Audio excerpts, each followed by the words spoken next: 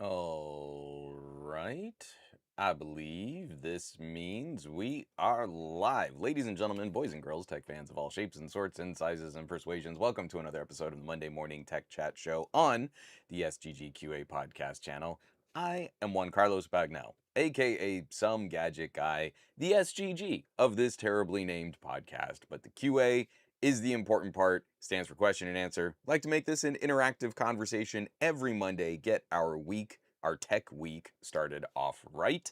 And as we get to the end of the month, that's even more important. Last Monday of every month, we try to kind of let our hair down a little bit. If you still have hair, that's cool. I'm definitely not envious or anything. We have a pajama podcast where we just kind of let the conversation go with the flow. I have a few things I do want to cover, some little newsy bits, but I don't know. It's the season for it. If we end up spending some time chatting like spooky TV and creepy movies and stuff, I certainly wouldn't mind having just like a little media and entertainment chat. But we definitely need to chat out some of the big announcements. OnePlus took the wraps off the OnePlus 15. We're seeing folks rushing to post some of their first opinions on the new phone. And I was just saying in the chat how absolutely wild it is that the release schedule keeps moving up, right? It's like we're talking about OnePlus at the end of October for the next generation phone. It's like model years for cars. And at some point, we're gonna see like I don't know. I bet you buy the OnePlus 23, the OnePlus 23 launches before the OnePlus 22. That's how aggressive. They're just gonna like leapfrog a year into the future, and it'll launch in February before the OnePlus 22 launches in March. I think that's the timeline we're looking at. I think that's the time frame. We think that that's likely. So, all thank you so much for tuning in. I hope everybody had a lovely weekend. My daughter last week turned 10. I told her this was not okay. I did not give her permission to become double digits. This is weighing on me more than I thought it would. Seeing my little girl become like a 10-year-old, like starting to enter her phase of being a tweener. And my folks were in town. Actually, I think my mom and dad just hit the road. We like to road trip in this family, so they road tripped out here just to come celebrate her 10th birthday. And I think they're hitting the road right now as I'm starting the show. If you're live streaming the show, mom, thank you for listening. We had an awesome birthday. We had a great softball game on Saturday. It was just like a really busy full week, and it was a really lovely way to kind of spend some time with family, make her feel special. The 10 double digits, that 10th birthday is kind of a big deal. And she wanted a big party, and thankfully the one of the first things she suggested was, "Well, what if we went bowling?" And it was so stupid fun. I loved it. I would recommend as a social gathering, especially with kids, because we ended up booking 4 lanes for like 2 hours, which is part of like a birthday package for this local bowling alley. And we had I'm sorry, 4 lanes, two groups of lanes, two groups of 2 lanes. Simple multiplication there. Um, so we had all the kids on 2 lanes and all the grown-ups on another 2 lanes, and then we just kind of let them do whatever. But at this age, they're actually starting to take stuff like that seriously. Like my daughter was like in charge of putting in names, and a friend was in charge of setting up bumpers because some of the kids wanted bumpers, some of the grown-ups wanted bumpers. We are doing all this stuff, and then we just kind of let them go. And it was so much fun. Like all the grown-ups are like taking photos of the kids doing silly, wacky things and having a good time. But it wasn't like we had to have led guided activities, or there wasn't like, like a show that they had to watch or anything. We just kind of let them be social. And it's the thing I was talking about, like, especially with my daughter being in softball. She's starting to hang out with some of the Pony League, Little League baseball boys. And it's really cool I like this vibe. I didn't have this until junior high, where we would go to our friends' games. And so now it's like, oh, we know like Lexi's team plays on Sunday nights, and there'll be a couple of baseball boys catching the game. They're watching the game. And then Sunday mornings is when Pony League plays, and there's a group of softball girls watching the game. And then they're becoming this little social clique, and they're bringing their friends. So for Lexi's last game, one of the boys isn't an athlete at all, but he wanted to come with one of his friends. And it was like this little school gathering at the softball field. And so to kind of see that and then play out, bowling is a sport, it's a physical activity, it's a fun thing to do, but like no one felt excluded, even in the grown-ups. Like, where's one dad like, I don't know that I'll bowl. It's fine. You don't have to worry about me. And it was like, come on, we're doing it. And then it was like, it's gonna look weirder if you're the only one sitting it out. And so we got him out there on the lane, and then he had a great game. You're like, yeah, see, this is fun. And it's just kind of that it's an easy way to have conversations while you're also doing another activity. And then the little interruptions aren't too big a deal, but then someone gets a strike and everyone just starts screaming and yelling. And it was really lovely. It was really nice. I for as chaotic as this last week was with all of the extra activities and stuff, like I think my daughter really kind of, it's like you're proud of your kid when her schedule's way off, the energy is way high, and she handles it gracefully. Like, she was a good host for her birthday. There wasn't any drama. There weren't like meltdowns, like, kids' parties, and there's like some kid crying off in the corner. It was pretty sweet. So I just feel like this is the this is the energy I'm going to be wrapping up October with. It could be worse. I'm feeling pretty good. This is definitely the way that I would like. This is the way that I'd like the rest of this year to go. Just really lovely, good, active, social, family, friends. I'm feeling the love. I'm feeling the joy. Oh, Control Out Clay. I've only kind of been peeking in on what's going on. Getting my tech news in before this huge hurricane hits us over in Jamaica. Hope everybody's doing well, kind of keeping your heads down, looking out for your neighbors and stuff. I hope it doesn't hit too hard. Let me kind of do just like a little bit of a roll call here because we got some great names in here. We got Big Jeffro saying good morning, and everyone giving us a pound. Colin Murphy, hey, you're an hour early for me and all of us in the UK. I am not looking forward to daylight savings. I am exhausted. Fuzzy Orange is big. OnePlus 15 exclamation point. Still holding on to my 8T, but I'm looking to upgrade. Vivo, Oppo, OnePlus, which one is it going to be? I think there's going to be some really interesting conversations for this next gen of phones as we look at the different compromises for some of the increased component costs. I think across the board, like 2025, the model year for 2026 is going to be very similar. We got Ron Guido saying, hi all, happy Monday. We got Farhan saying everybody to hello. Everybody to hello. He's saying hello all. Words are hard. From Fuzzy Orange saying, I guess the chips are made available sooner in a year now. What's funny is like the entire, because I don't think it's one component. I don't think it was ever the chips that were holding us back. I think we just got into this idea that every year a phone company launches a new phone, right? And so then I feel the big players started releasing late. So like the next iPhone, well, that's not at the beginning of the year. It's sort of in a couple months before the holidays. So Apple kind of picked that window, and I think Google sort of tried to emulate that. Samsung was always like right at the beginning of the year, but then you think, oh, actually, if we launch in January or in February for MWC, people have kind of exhausted their budgets now because of the holidays. And so I think OnePlus and Xiaomi and Vivo have now pushed earlier to get their next model out kind of a little bit more like Apple does. But it's like, man, it wasn't that long. It was like OnePlus 12, right? I think OnePlus 12 had a really early launch in North America. It was like a January launch, I want to say. Maybe I have that wrong. Um, yeah, someone please correct me. But it's like, let's keep stacking it earlier and earlier and earlier. I'm kind of curious to see, like, will Samsung eventually flip that over?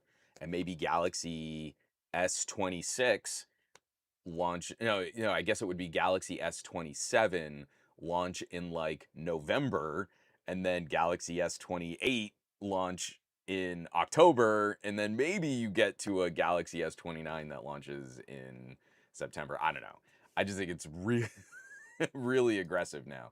And also, we don't have a season anymore. It's just constant releases all year long. There's no downtime ever.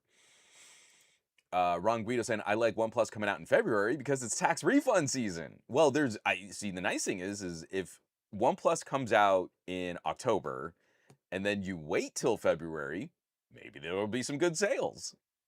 You can kind of like time it for you know what we should do is we should call up North America, OnePlus North America, and say, hey, if you're gonna launch the phone the year before, you should definitely do a tax season sale. Are you getting a tax refund? Well, you can put that towards a brand new OnePlus, and we're gonna give you 10% off. And it's the big tent event at OnePlus, like those really obnoxious car commercials. Yeah, yeah. Oh, folks saying happy birthday to Lex. I appreciate that. I think she had a good birthday. It's pretty good. From Last Divine, did I miss the OnePlus 15 news? GSM Arena and Android Central have some nice camera shots. Um, so I can tell you that probably during this podcast, the OnePlus 15 will be in my hands. We are doing kind of a staggered embargo. So I won't be talking anything about performance, but probably by this evening I'll have a couple photos to share like on I don't know. Maybe I'll put them on Instagram and the Discord. Just like literally, I got it out of the box and I'm sharing a couple photos. So I can finally drop that pretense. People are saying like, "Oh yeah, I've got photos to show." So they're kind of staggering out what folks can talk about as we get through to the proper launch of the phone. I can't really say anything more than that. I'm sorry, I was doing like roll call and then I got distracted. Last Divine, Jimmy Fire Dragon saying, "Hey, Simon says Hypno, having a chat, and there's a conversation about warranties going on, and I think we can kind of move on with the rest of the show. Gonna keep it light this week. Ah, excuse me, I couldn't catch it. Gonna try and keep it a little lighter this week. I do have a couple little newsy articles that I want us to talk through. We should knock out some housekeeping and then we can kind of get into wherever we want to go. If we want to spend the time talking about OnePlus 15 and what's going on with OnePlus and the like, especially like OnePlus and Vivo being so aggressive and so early this year, we can do that. I would love to have a little time at the end. Maybe we can chat out spooky movies. So that's just me. Just whatever folks are feeling for this week's broadcast. Let's knock out a little housekeeping. This is one of the most fun videos I've put together in a while. This is public. This is on patreon.com/somegadgetguy and on somegadgetguy.com. Reviving my 10-year-old Razer Blade laptop. So long, Windows 10.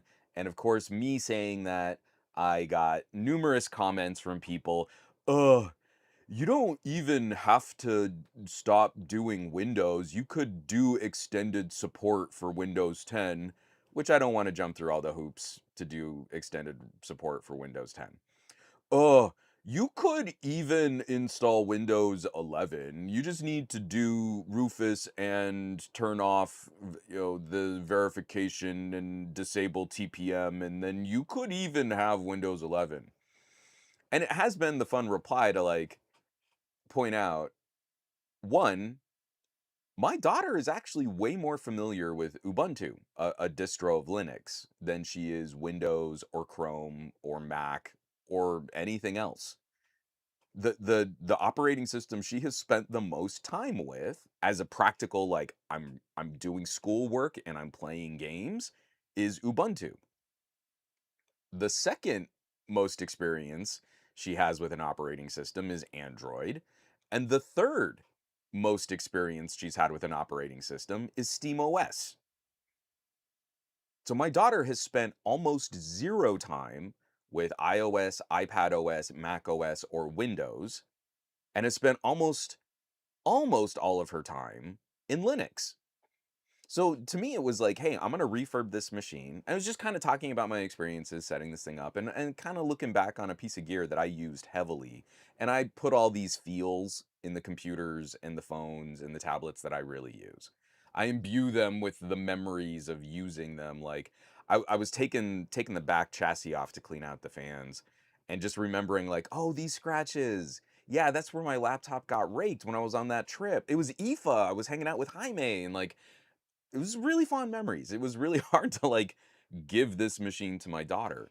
But for all of these, like, oh, you don't even have to give up on Windows, all of them talked about things like, hey, you know what? We actually should be kind of bothered with how Microsoft is handling some of this transition. And yeah, there are workarounds, and yeah, there are hoops that we could jump through, or there were ways that I could keep it. But ultimately, why would I want to do all that? One of the comments I literally wrote out like, "Yeah, but why would I wanna do all that and debloat it and clean it up and, do Rufus and install this and take out that and not have this and maybe not get that support when I could just install the operating system my daughter is most familiar with and not do all of that other stuff to make the operating system function on this piece of hardware that still has years of life left in it." And again, I know I'm speaking, in sort of a position of privilege for being able to have afforded for its time what was a ridiculously expensive gaming laptop. And yeah, when you buy ahead, you should have much higher expectations for the longevity of that hardware. But it really has aged phenomenally well, and it's still a monster of a machine today compared to the student grade stuff that we give kids. So my daughter got this huge upgrade, and I got to keep this laptop in the family, and I got to keep it out of a landfill or getting recycled. So there's just a lot of feels in this video that I think it was kind of fun to share what the family experience really was, when when I got this idea for a project. It it turned out much better than I was expecting. Moving right along, I do have a couple Patreon posts to plug. I did a quick little write up here. Speaking of Windows, right? Windows 25H, sorry, Windows 11 25H2. It's the new update. It's finally going to the public channels. I have I have sort of held myself back from using my work my Microsoft Surface 7 laptop. I've restrained myself from making it a beta machine. I really don't want to run less stable software on that laptop. I'm using it a lot for work. I'm using it a lot more for work than I thought I would, given how I like video edit from this workstation, or maybe I'm doing stuff on the go with phones. I've really enjoyed the laptop. The laptop has kind of worked its way back into a more regular workflow. So this is the more public. uh, I'm behind. If you've been reading up on Windows 11 updates, 25H2 has been talked about quite a bit. But I wrote it up on Patreon and shared some of my thoughts, what this was like, and then also there are these features that I think actually could be kind of cool, but I really don't like how Microsoft has implemented them. And again, going hand in hand with my recent experience refurbing a laptop and slapping Ubuntu on it, I'm using Windows 11 and you're like, "Oh, this is a good idea. I really like this. This performance has improved." But why are we forcing users into these kinds of features or these kinds of add-ons or this stupid AI stuff when we've seen better versions of this for a while now? Like we've seen better versions of this idea on phones. We've seen better versions of this idea on MacBooks. Why are we doing it this way? And I don't have a good answer for that. So unfortunately, that just comes out as frustration in the article. But it's a write up, just kind of what this update looks like, and then practically using it on my work machine. What has kind of been fun, what's kind of been concerning, and where I hope we will go in future updates. Um, and then the other biggie. So I've been really cagey about this one. I've talked about some of these videos that I've had in the pipeline, and I shot this video and I really sat on it. And I kind of, it's like I'm editing what I shot and I'm putting in clips and I'm trying to make it anything entertaining that I can. And my heart is really not in this video. I think I come across as being unnecessarily antagonistic and frustrated. And it's a situation that I think has been pretty clear in my podcast. From the Pixel 8 to the Pixel 10, I've been very disappointed in the direction Google has traveled. I really don't like their offering from the last two, this current generation and the previous generation of Pixel phones. And what was a really fun, disruptive, consumer-facing gadget in years past, I feel Google is pushing too hard, too fast in ways that make the phone it's unfair to compare it to other devices that Google is trying to position it against. You keep showing me this phone that's costs the same as a pro tier iPhone, and it can't do things that a pro tier iPhone can do. I'm really, really locked up on this one. So I did finally finish the video, and this isn't anything massive. Like, this isn't a big deal. This is going to be terrible SEO. These are two phones that are not super popular. There's not a lot of search activity. I don't think it's going to get a lot of viewership, even if I had published it sooner to when I shot it. And I just don't, I just don't have it. I just, like, there's no, in my gut, I want, it's gross, and I don't like the vibe. So this is on Patreon, and it's exclusive to patrons. Pixel 10 Pro XL versus the Vivo X200 Pro. I don't know if I want to publish this, and I'll spoil part of the video. Like, the Pixel wins in two hyper-specific software feature categories, and the whole rest of the video, I can't help but just rag on the Pixel. I don't really feel like, I don't know. At this point, like, if I put this video out, who am I trying to reach? Like, a Pixel fan watching this video is gonna, but I like my phone anyway. And at the end of the video, I kind of address that. But what could have been just like a fun comparison, I miss doing those. I miss just getting two phones and kind of doing a feature for feature. I like this, I kind of like that. And now it's like I've got to front load all of these talking points and overcome all of these objections. And I know if I don't include all of this, then people will say, oh, but you are biased. And like, yeah, that's the point. I'm an individual human with an opinion. That's why you watch reviewers, is they have opinions. And I'm just kind of tired. I'm kind of tired of the like what YouTube has become in terms of confrontational media and divisiveness. And I don't I don't think this is gonna make it worse, but it's also not going to make anything better. And the main point I'm trying to get is, I don't like talking about Apple or Samsung because I feel their business practices do harm to the general consumer environment. Like, everything Apple does will eventually hurt me as an Android user, but it's going to hurt iPhone owners first. The first people hurt by Apple's terrible business practices are Apple's most loyal customers. And the last two generations of Pixels have kind of felt like they've been cut from that cloth. The first people who are going to be kind of affected by Google's direction, their business practices today, are going to be their most loyal customers.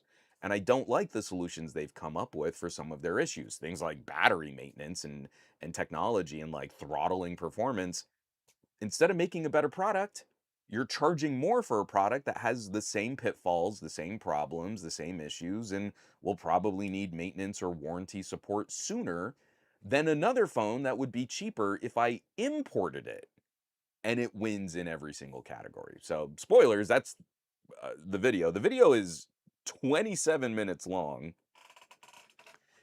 And it's that long because I can't just go, camera features, hardware here, this phone wins, this phone doesn't. It's like I've got to spell out and like spoon feed to the lowest common denominator that every single time you've heard a tech reviewer say, but Pixels have the bestest cameras, that's a lie. They're very good. They take good photos. they only have the bestest cameras in a very narrow band consumer definition of lowest common denominator incurious photographers. Like when you whittle it all down to what where does a pixel win? It's like you've got to be that specific. Because in any other situation, any other category, if it's hardware, if it's features, if it's software, if it's performance, if it's processing, the pixel does not win. And it loses pretty bad in a lot of areas in that regard. So I try to show as I'm telling, and that means that this is almost a half hour video. And I get to the end of a half hour and realize like, man, I had all these notes and I was going through and I was kind of sharing my opinions and then just realizing like in shooting this, I'm exhausted and I'm frustrated. And I don't think that makes for a fun video. That's not the kind of video I want to make. I want to make fun videos like the Razer laptop video where I revived this 10-year-old machine and it is still an impressive piece of hardware by today's standards. Like that's a video I think is more fun. That video is going to get like, I don't know, maybe 3,000 views and then YouTube will just kill it because there's no search interest in refurbishing 10-year-old laptop when hundreds of millions of people are not going to get updates to Windows 11 and are end of support for the operating system they're on. How could there possibly be any interest in this as a topic when hundreds of millions of people don't get access to better educational materials that could help them save money and keep devices out of landfills and be better for their pocketbooks and be better for the environment? Certainly no one cares about that. But that's not what YouTube is about these days. So anyway, I'm gonna take a quick drink of coffee here, and then well, let's knock out a little newsiness, and we can get into things that are more fun than me having an existential crisis about a YouTube video that is currently available on patreon.com/somegadgetguy.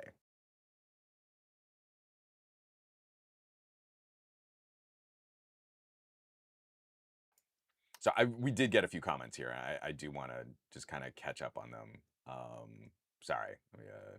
Oh wow, I missed out on a bunch. Farhan saying Windows 10 extended support is only for a year. Again, that was one of the reasons why I think it's stupid. Like, let's just kick the can down the road another year. I get it, but a lot of this hardware that's being end of lifed, and I'm agreeing with you, Farhan. I'm not arguing with you. A lot of this hardware is perfectly capable of running Windows 11 well, and I just feel like it's such a cynical aspect where operating systems have kind of become freeware and that the idea is uh, packing tools and programs in the operating system that help generate revenue. And that's kind of gross. I miss the days where nerds would actually be excited to roll up to a Circuit City on at midnight to get a boxed copy of Windows 98. I would rather pay for an operating system and just know that even if my machine is underpowered, I could still try to install it and have it run, and maybe I just have a computer with poor performance, but I've upgraded to the next version of Windows. Because I think that would be very telling. 10-year-old Razer Blade. It's got an Intel Core i7 6700Q. That's not a very powerful chip by today's standards. It really wouldn't have an issue running Windows 11. Anyway, I don't need to repeat all of that. From Majestic Moose, we're going to talk about the OnePlus 15. So save this question asking what does the OnePlus 15 offer over the OnePlus 13. We're going to dig into that, and later half of the podcast, I'm definitely going to spend some time on the 15. Oh, from Farhan, I remember your Patreon only video about SteamOS and the GeekOn mini PC. I wonder if you'll make it public now that you made the Ubuntu video. That's actually not a bad idea. That was just a wacky little project thing. That wasn't, again, you look at doing paywalled content, and I hate this idea, but that Geekom video came from just a bunch of conversations that we'd had on Patreon and on the private Discord. And I really didn't have the same vibe like, oh, I'm going to make this. I put in like the head and tail, you do your normal YouTuber trappings of, subscribe and smash bell icons. And that just kind of comes out at me, out of my mouth without me even thinking about it anymore. So I stitched those parts on. But the whole point of that video was like, hey, this was like a Patreon thing that we talked about. And I made it in a way that I could make it public. And then I just never felt like I needed to. You're not wrong. Now that I've done the Blade video, doing a follow-up with SteamOS could be kind of a fun thing to take a look at. From Hello Moto, I'm glad support ended. It means no more forced updates. Well, just make sure all the rest of your, support software is really buttoned up, because now Windows, if there are flaws or security holes, Windows 10 is going to become a zombie bot system, because there are hundreds of millions of machines that are now no longer getting support, and when critical errors and bugs are found, they will be exploited to the tune of hundreds of millions of systems in operation. Oh, yeah, JGJ. I don't think you're wrong. I don't think it's Android though. So JGJ says, I think Android has become, quote, the villain, becoming who they competed against. And I kind of feel that's actually more Google has become the villain that they're competing against in Apple. Even when we make fun of Samsung for being so thirsty to copy Apple's business practices, I think we could all still point to a few Galaxy features and the way that Samsung will reach out to other, like how they had a really tight partnership with Microsoft for a while for services. I think we could always kind of point. There were a few things that Samsung could still kind of do to set themselves apart. But then I pick up a Pixel and I'm like, man, this thing really is trying to be an iPhone for Android. And that to me is a concern. It's lost the quirky charm that set it apart from the rest of the Android stable. And now I think we've got an idea on, well, it's AI. That's what's going to help us stand apart. But your hardware kind of sucks. And I don't want to use it just to have software that needs the cloud to run. So, what was the point of buying an expensive phone? It's a stupid argument that Google's making. Anyway, um, oh, well, thank you, Abella. I love your videos and reviews. You're the only true unbiased opinions I can rely on. What are your thoughts on the new OnePlus 15 coming out? I have the OnePlus Open and the OnePlus 13. Big OnePlus fan. You really are a big OnePlus fan. We'll get there. First of all, I do want to just correct one thing. I feel I have been internally consistent my entire career, and that has been because I have never been afraid to tell you what my bias is. So I don't have to lie to you. Like, let's say I just knew I made a lot of money on Samsung videos. And in one video, I said, hey, I really love features like headphone jacks and memory card slots. And then Samsung gets rid of those features, and I'm forced to say, oh, but that's not a big deal because now we don't need them. So as long as I tell you what my preferences are, I never have to lie to you. I never have to move the goalposts just because a company that makes me a lot of money has done something that I don't like. And in fact, we're going to talk about that. From what I see on the spec sheet for the OnePlus 15, I have some concerns. And I am a huge OnePlus fan, and I'm pretty confident I'm still going to have a positive recommendation for the OnePlus 15, but it's going to be a very different recommendation than what I had for the 12 or 13. So we'll get there.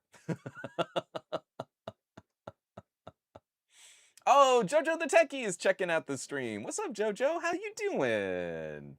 Oh, I love seeing your face in the chat. That's great. Um, oh, lots of comments about Pixels. Bradley Larcher jumping in to say hello and happy Monday. I saw Gadget Goddess in there somewhere. I'm not sure where. Oh, Nick! Nick Omana. Wow, Nick is saying I am the lowest common denominator. Thank you for that. Nick, you absolutely aren't, because you were well ahead of the curve on home recording. Nick Omana is classic. I am positive that if you have consumed any English language media, you have probably heard Nick's voice somewhere. Nick Omana is voiceover S tier. I loved working with Nick when I was doing casting work. Nick is very good people. Are you still flying, Nick? Do I have that memory correct? Like were you one of the dudes that was did I just mix you up with someone else in terms of airplanes? I might have just done that, and I apologize if I did, Nick. But the time in the booth, I always loved picking up and recording Nick. So Nick is definitely not lowest common denominator when it comes to practical computing and work. Oh, and there's Gadget Goddess. She's saying, "Hey all, I'm in listen mode. What's up, GG? How you BB?" Simon says, Hypno, 2025 is the year of phone shrinkflation. Some are more guilty than others, though. I absolutely agree with that one. So, moving right along, let's knock out a couple little news stories here. Everything that I'm going to be talking about. So, we had the housekeeping, those articles, both on Some Gadget Guy and patreon.com/slash Some Gadget Guy. Uh, oh, and everyone say hey to my Aunt Kathy.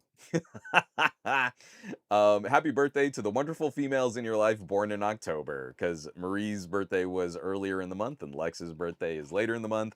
October is a really fun month for us. It is basically a month of birthday and Halloween. So it is our top uh, like the best month of the year outside of August, because obviously August is the best month ever.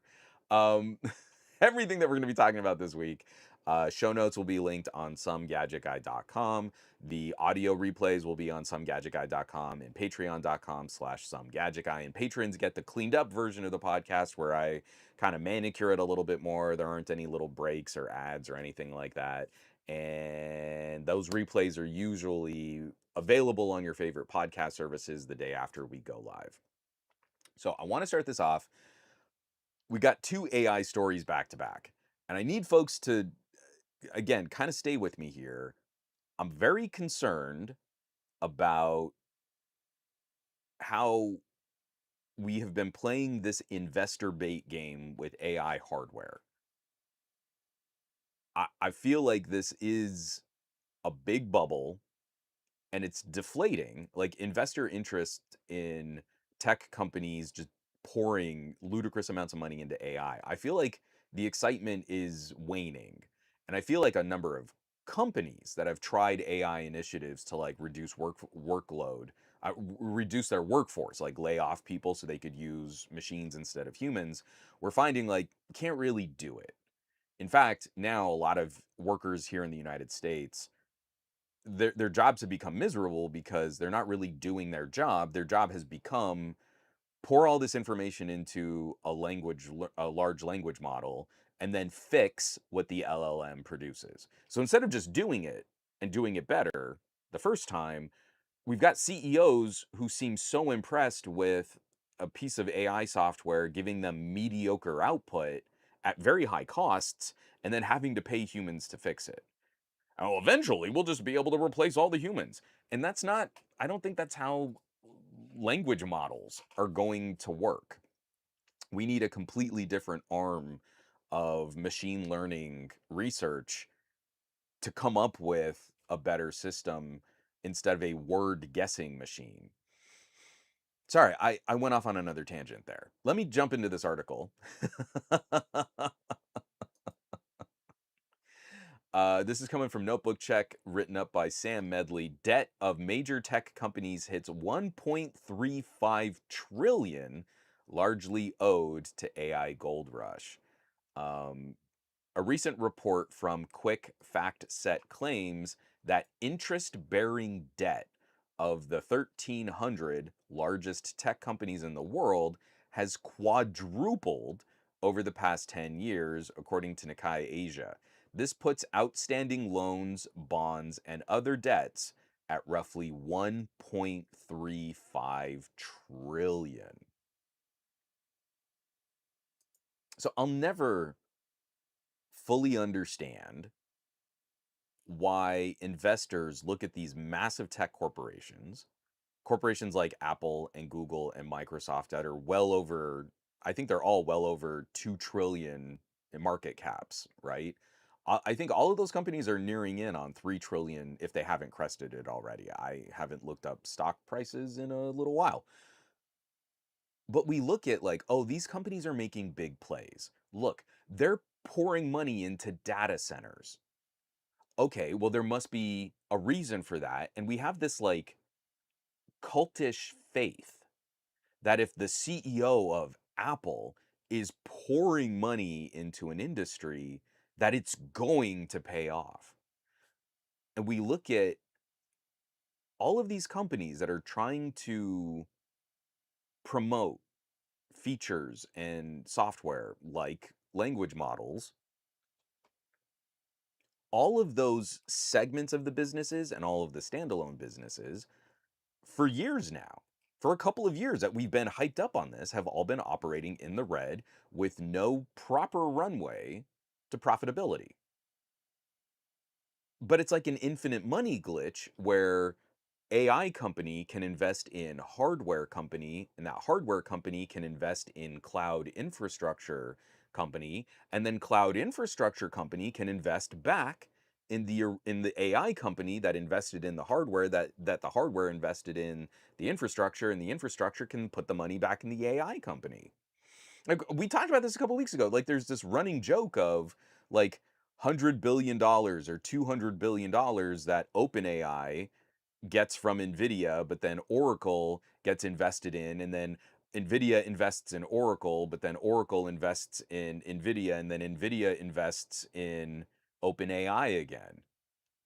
So I don't see how OpenAI can be valued at like a $500 billion company when it's in the red like $20 billion, and it's only making like single digit billion-dollar revenue. Like it can't even pay for its own infrastructure costs. And Oracle is investing in OpenAI. Microsoft was giving them sweetheart deals on server use so that they weren't even paying full price for servers, and they were deeply in the red. And their plan is like, oh, well, we'll just make Chat GPT and Sora, and you can pay a subscription for AI. And you're like, that's not going to make up tens of billions of dollars every fiscal quarter in operating costs. Not unless you can convince everyone that AI is so necessary that every single person using it is spending like $500 a month. And you've got millions of users doing that. That's not a thing. So, anyway, all of our massive tech companies, they're putting political pressure on local governments. They're saying, like, oh, well, we need this infrastructure, we need more electricity, we need more fresh water.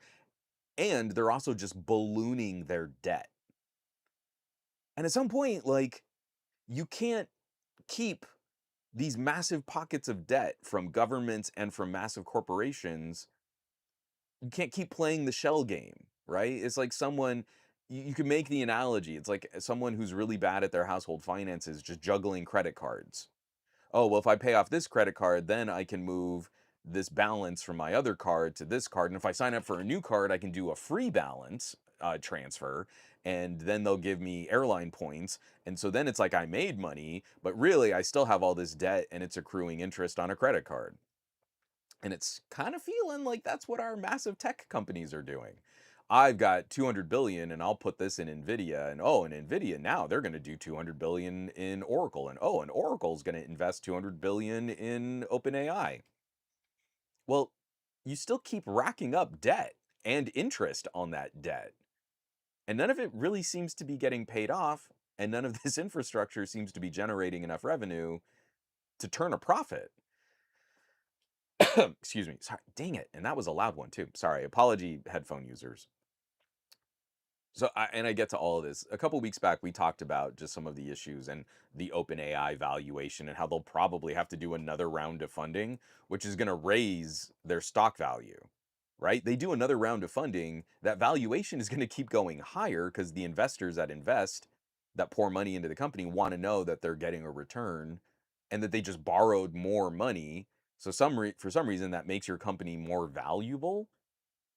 It's all backwards. But at some point, all of this is going to crater. And I hope it sort of flops a bit like a souffle instead of exploding like the 2008 housing market.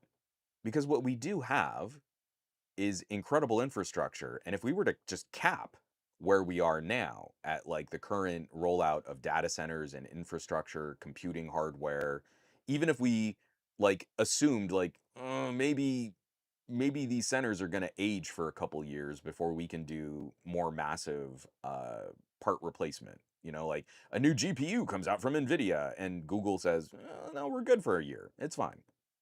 But even for all of these like permutations and little business shenanigans, it would be really cool if we could open up some of this infrastructure to more academic research, to more scientific research, to helping to power schools.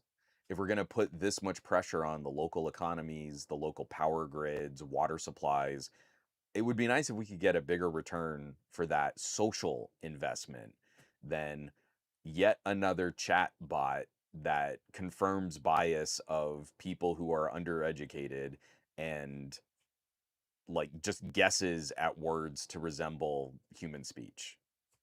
Instead of doing like better modeling for climate crisis, do better energy research, to do better component research, to like all the other things that we could use this compute power for. It would be nice if there's a little bit of a souffle drop in this market, and then we just had some open server installations, some dark servers that we could tap into and say, hey, this college is doing some really cool work on geothermal energy. They need some processing power to do more complex models for that, and you can get it on pennies on the dollar. It's like the hope I have is that we could actually make that transition as a society and recognize that that would be a net benefit for everybody. But I don't know that we'll get there. Unfortunately, I think we're a little too short sighted, and then we'll just rush into another investor scam. And then it'll be less like 2008 and it'll start to look more like the Great Depression. But I don't want to be a doomer just yet.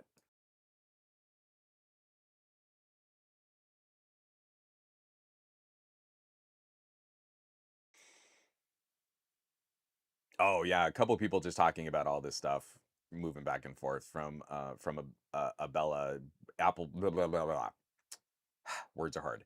Apple partnered with Google for their AI, if I remember correctly. And again, same thing. Like I think Apple wants a company to pay them to have the default AI. Like Google paid Apple to have the default search. So I'll be curious to see how long that relationship lasts, or if Apple keeps swapping out AI system providers until someone's like, "Oh, it would be so great if our product was the one powering iPhone. I'll give you $10 billion to let us be on the iPhone." And I hope those days are gone. I hope companies realize how stupid that was to pay Apple that much. From WX Romer, I'm afraid for the stock market. I think at some point it is going to pop. Companies like Microsoft and Apple will be fine, but companies that are AI one trick ponies will likely implode. Any of these, I get so many emails. Hey, do you want to check out this new startup? And you're like, it's not a startup. You're a wrapper for ChatGPT. That's all you are. And as soon as you come up with something that OpenAI hasn't thought of, they're just going to take your IP and fold it into ChatGPT. There is no AI startup in this space that's legit unless they're making their own models.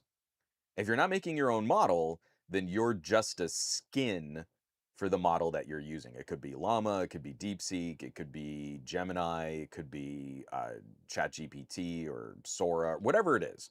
Whatever your solution in this space is, unless you've come up with your own models, you're basically a temporary holding place for features that the main company hasn't thought of yet. And as soon as you come up with something valuable, they're not even gonna. I don't even think these companies are gonna acquire AI startups. They're just gonna like, that's a good idea. We could just do it ourselves. Let's just do it. You're gonna sue us? That's fine. We've got more money than you. We have more debt than you, but we've got more money than you. Yeah, from Abella also. I don't think there's enough servers or energy to power them all. Nuclear energy is the current best investment for all of this. And again, it's a stupid solution for this problem.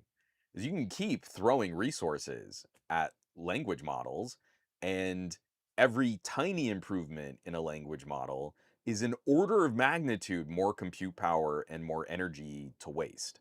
And we absolutely need to stop using this framework of hobbyist LLM to try and be a creative replacement industrial solution. It it doesn't work. We need some other analytical machine learning tools to become more popular if we're going to do this thing where you say, hey, this is actually going to be a good partner for you to work with. Because what we have now is you can spend a lot of money, but you just have to be fine with the fact that it's going to be wrong a lot. And I don't know many areas of computing where that makes good business sense. I'm going to pay you a lot of money for a service that I know is wrong a lot. That's stupid. Why would you do that? So anyway, next story, and just sorry, I'm being real cranky and pissy today.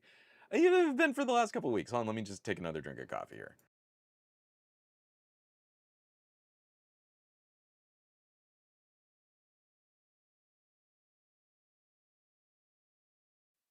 Oh, snap. I mean, we want to be doomers here. Simon says, Hypno, subprime car loan company just crashed. It's all kicking off.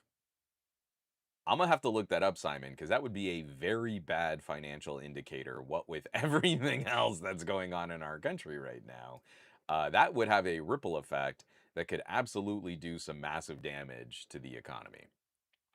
This next story coming by way of CNBC, written up by Ashley Kaput. Meta lays off 600 from bloated AI unit as Wang cements leadership. The company announced the cuts in a memo from its chief AI officer, Alexander Wang, who was hired in June as part of Meta's 14.3 billion investment in Scale AI. Workers across Meta's AI infrastructure, fundamental artificial intelligence research unit, FAIR, and other product related positions will be impacted. So it was just like a couple months ago, Meta couldn't throw enough money at AI. And now they're already saying our hires, our acquisitions, too much.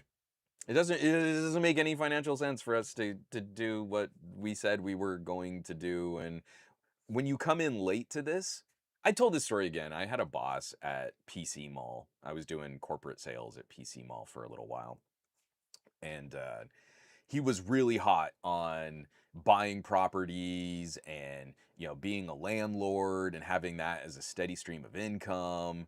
And this was 2007, and he was buying up multiple units on really stupid and shaky loans. And I never followed up with that guy, but I'm pretty sure he lost his shirt. And it sucks because he was like a good dude, but he came to this market at the peak of the about to explode bubble as a fad for investments. And I kind of feel like Meta just did the same thing. Oh, it's AI, it's hot. No more metaverse for us. And I guess there's still Oculus headsets, but what you really want is AI on your face. And so you can look at something and say, hey, Meta AI, what am I looking at?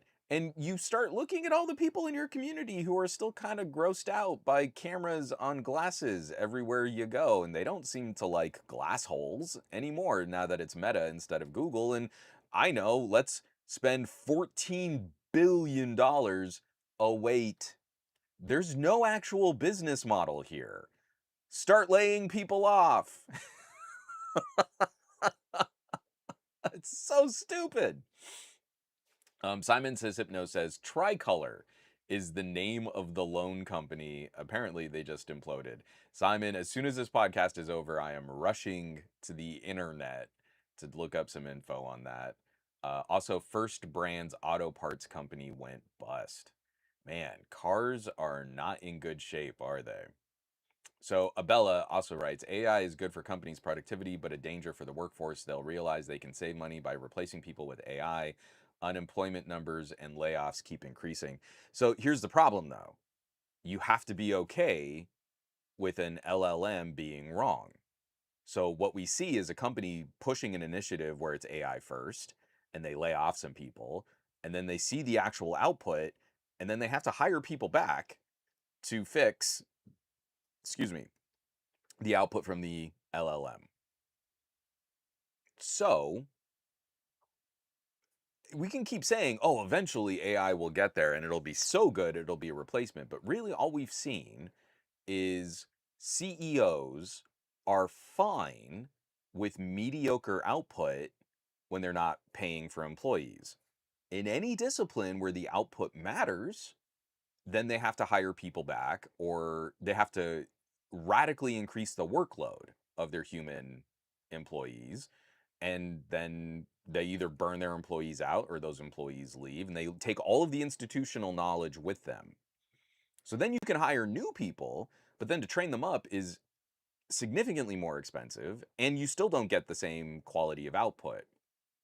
So we have this problem and I it it sucks because when we started getting into like language and language learning models being this impressive, I saw an article written up from someone who was a technical writer.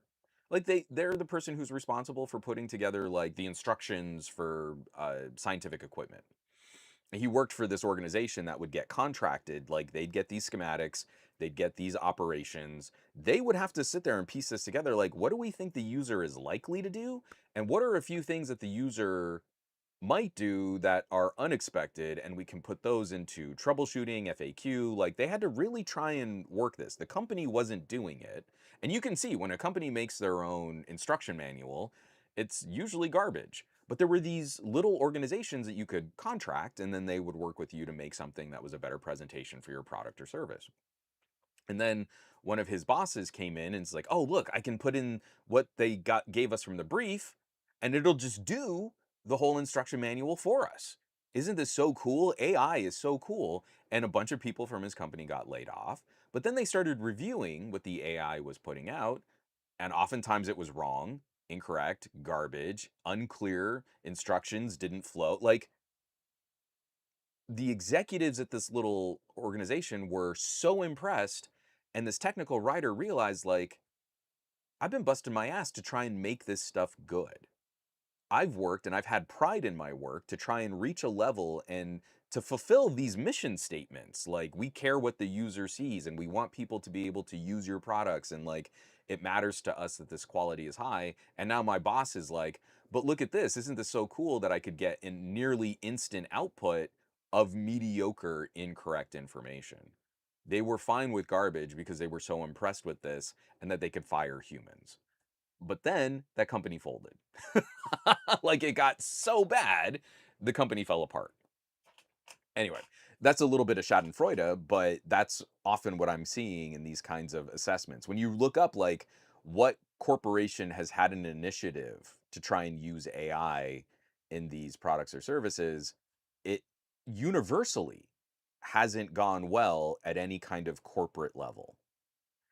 I mean, even like the jokes, like we're pretty sure some small component of the AWS outage might have been caused by some AI management. There was a single point of failure, and Amazon didn't have a good backup to make that work. Anyway, so Meta laying some people off. I feel for the humans. Again, we're playing this stupid game of ping pong where billionaires are just trying to rack up competent software engineers like their Pokemon cards, and then they're just like throwing them away and dumping them, and like it's infuriating. In the gaming industry, in the tech industry, across the board, we're seeing these like, oh, well, we're going to spin up this project. And a bunch of people get hired, start working on that project. Then the CEO goes, nah, now I'm bored with it. And then all those people get canned. But the CEO is very contrite and, the buck stops with me and I take full responsibility for this change of direction that I initiated and all those people lost their jobs. All those people lost their jobs, but I take full responsibility. Nothing has changed for me. I'm still going to be a multimillionaire or a billionaire, and I'm working on getting my third yacht, and I'm still going to get bonuses because I laid these people off, but the buck stops with me. And you know, we just got to do better. And I just like, I really didn't want us to get to a place where people are getting desperate out there. But it does seem to be that a small collection of individuals who have way more wealth and power and influence than they should are pushing everyone around them to higher levels of desperation every year. And I don't know if you're a fan of history, I don't think that scenario has ever worked out well in a society where a few people have ludicrous wealth and power, and then a whole lot of other people are desperate. Kind of in my brain seems like that's always gone bad. So, I have a pair of Apple stories here. Again, I'm being really pissy and snarky, so apologies if you're an Apple fan. Um, but to me, this is kind of emblematic of business practices and like why do we keep supporting these companies when they do really crummy things, right? Why do we like the brand? I loved Apple back in the Power PC days when they were doing dual core, dual socket, the Power Macs, the G5s. Like I saw a company doing radical work in this space. It was beautiful. There was aesthetic, but there was also form and function. Like I was an Apple product specialist. I had my hands in the guts of these machines working on a Department of Energy contract. Like you could not convince me that there was another platform, another machine, anything built to this quality, the attention to details, the attention to standards driving forward, like how do we connect machines, how do we network, how do we attach to big old servers and storage and Xserve back when Apple made their own rack mounts. Like this thing was to me that was a high point, but it wasn't a profitable high point.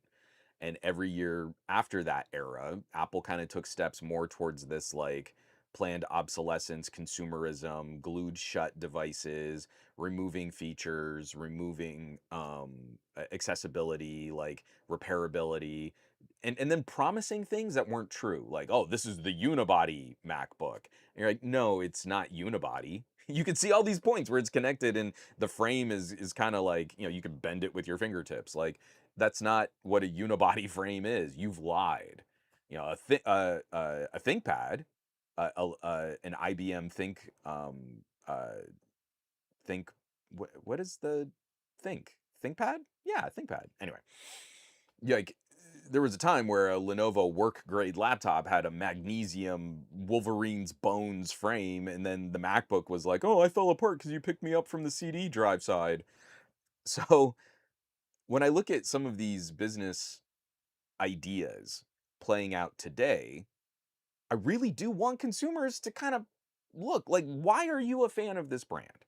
A brand that is treating you so poorly, a brand that is getting increasingly more expensive and offering you less, and you're still holding on to the label for some reason.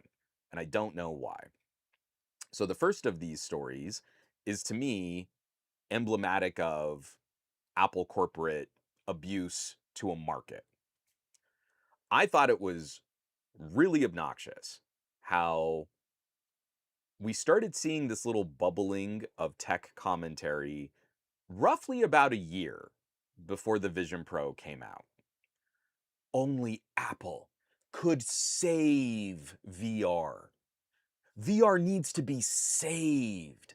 Oh, it's a solution in search of problems, and who's really gonna use it? And oh, it's that nerdy thing, and no one does anything with VR. And Apple, only a company like Apple could come in and make it a real viable consumer business, and Apple's gonna save VR. And I don't like Meta. I really think they're a horrible company. I choose to not give them any of my money. I'm not playing with Meta sunglasses. I'm not playing with Oculus. But we can't overlook the fact that Oculus headsets have sold roughly at the same levels as Xboxes.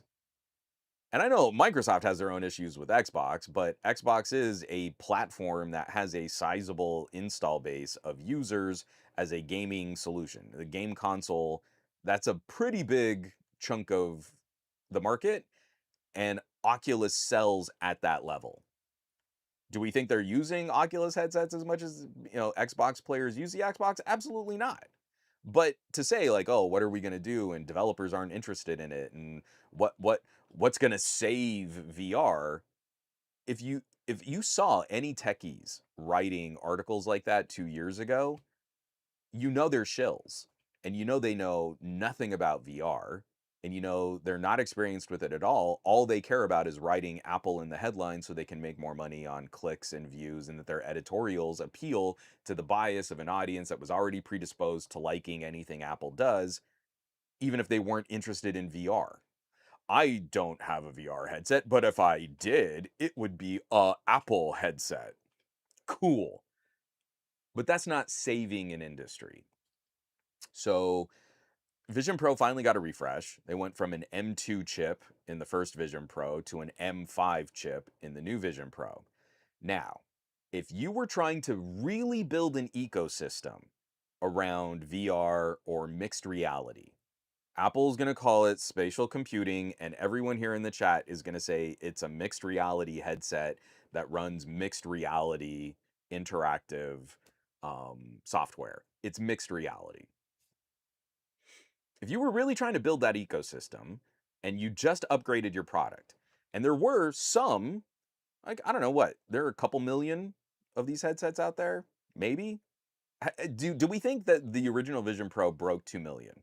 That's what I'm curious to know. So we know that there are some headsets out in the ecosystem. There is a lot of interest in sort of the developer, mechanical, medical industries and looking at what the future of this platform could provide.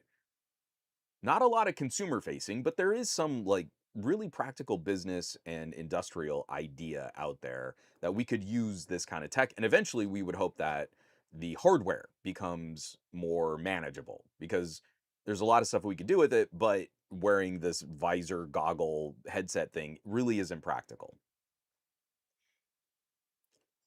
If you wanted to build up this ecosystem even more, I would expect that Apple would look at this as an opportunity to take this massive war chest of funds that they're sitting on. They have this incredible bucket of money that they're just kind of sitting on like a dragon on top of their gold pile.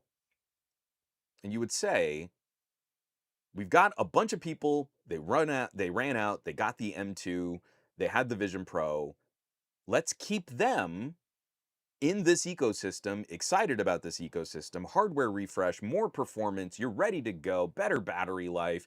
We're even changing up the head strap so we don't have to make you pay a stupid accessory fee to get another headset. Bring us your Vision Pro and we'll do a nominal trade-in fee so that your Vision Pro 2 mixed reality headset is a little cheaper to keep you moving forward. Then we've got all these Vision Pros coming back, and we still have all the Vision Pros that we made that never really sold. Let's start offering a refurb program because the M2 chip is still a brilliantly capable chip. That is still a powerhouse portable computing unit that a developer could do a lot of work with. And now you could pay full price for the M5, or you could get the M2, and this is Apple, so let's not go crazy. You could get the M2 refurbished from Apple, cleaned up with a manufacturer's warranty again, eligible for Apple Care for 10% off. And that's a lot when you've got a $3,500 headset, right? You could go buy used. You could get these used for like 2 grand, but who knows what gross sweat human interaction if it was well cared for battery. Oh, there's no warranty and you can't do Apple Care. But you could buy a refurb, save a little bit of money, but still have the full confidence of Apple support and Apple Care and it comes in the pretty box again. unsmudged from human fingers and human sweat. But you know what? That's not the Apple we have today. We don't have an Apple that builds products with that kind of longevity in mind and that kind of care and that kind of repairability, because the Vision Pro is kind of a nightmare to work on.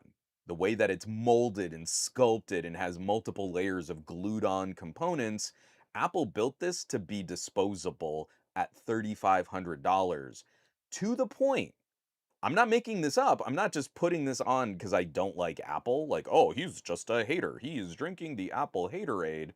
Apple has confirmed Vision Pro is not eligible for any kind of trade in. Apple does not want your $3,500 mixed reality headset coming back to their stores.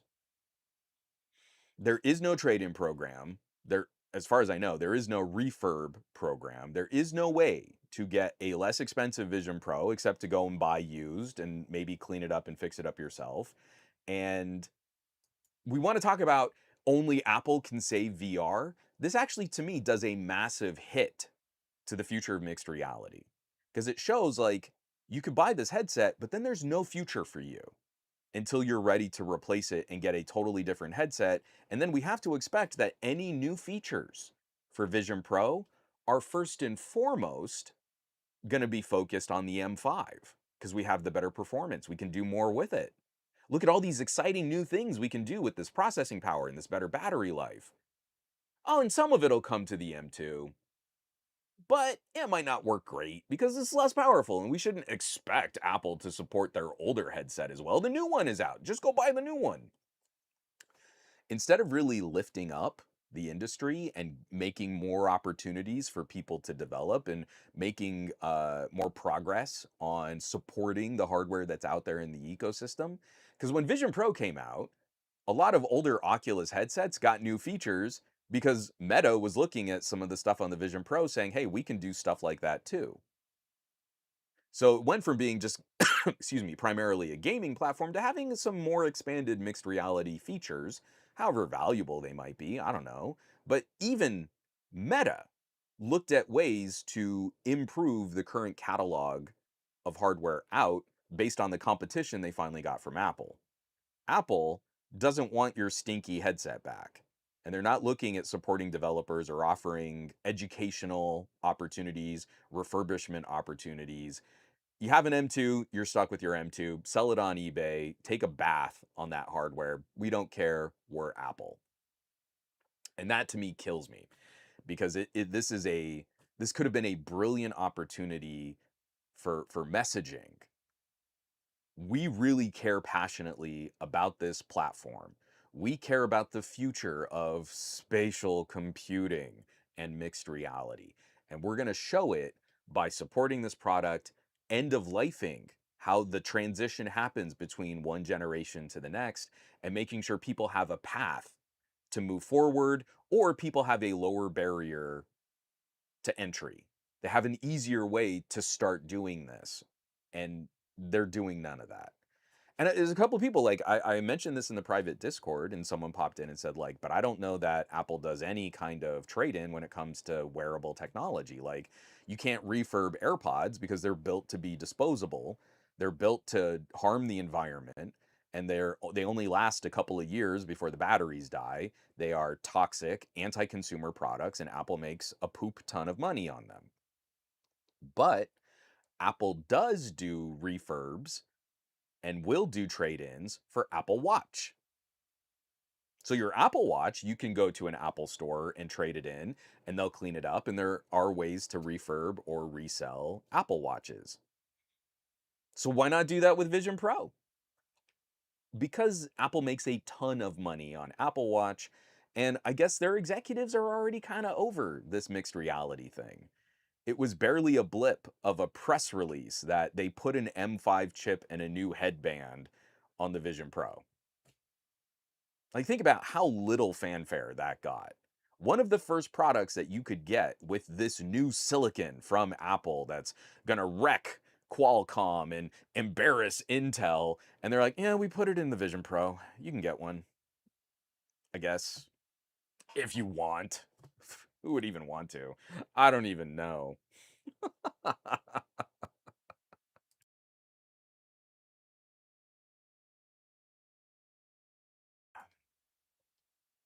Oh, from Azariah, we've got magnificent, majestic, magnanimous, miraculous, merciful, motivational Monday morning Juan and Eastern chat. What's up, Azariah? Thanks for that. That was a really cute, really cute comment. Oh, we've got Barry Johnson. Barry saying, "Hello, Juan and chat. I am present, just not commenting as I am driving. Hashtag driving responsibly." Well, thank you for popping in. I really appreciate it. From Farhan, I still think X-Real and Rokid got the right idea with Beam Pro and Station 2. And especially if we're just talking about practical presentation of projected screens. Like, man, even just like the Ray Neos, the new Airs, inexpensive, good high frame rate, extra display. I tested them out on my daughter's new old Razer Blade 14, popped that into the Thunderbolt port. Ubuntu fired up a second display. I had a floating window out in space. It was glorious. And again, those are a couple $100. And from WX Roamer, there is no reality where I pay that much money for a Vision Pro headset. Again, it's a dev kit. Again, like a HoloLens was a $3,500 augmented reality headset for developers. And Apple tried to make it sound like this was going to be ready for consumers, and that was a lie.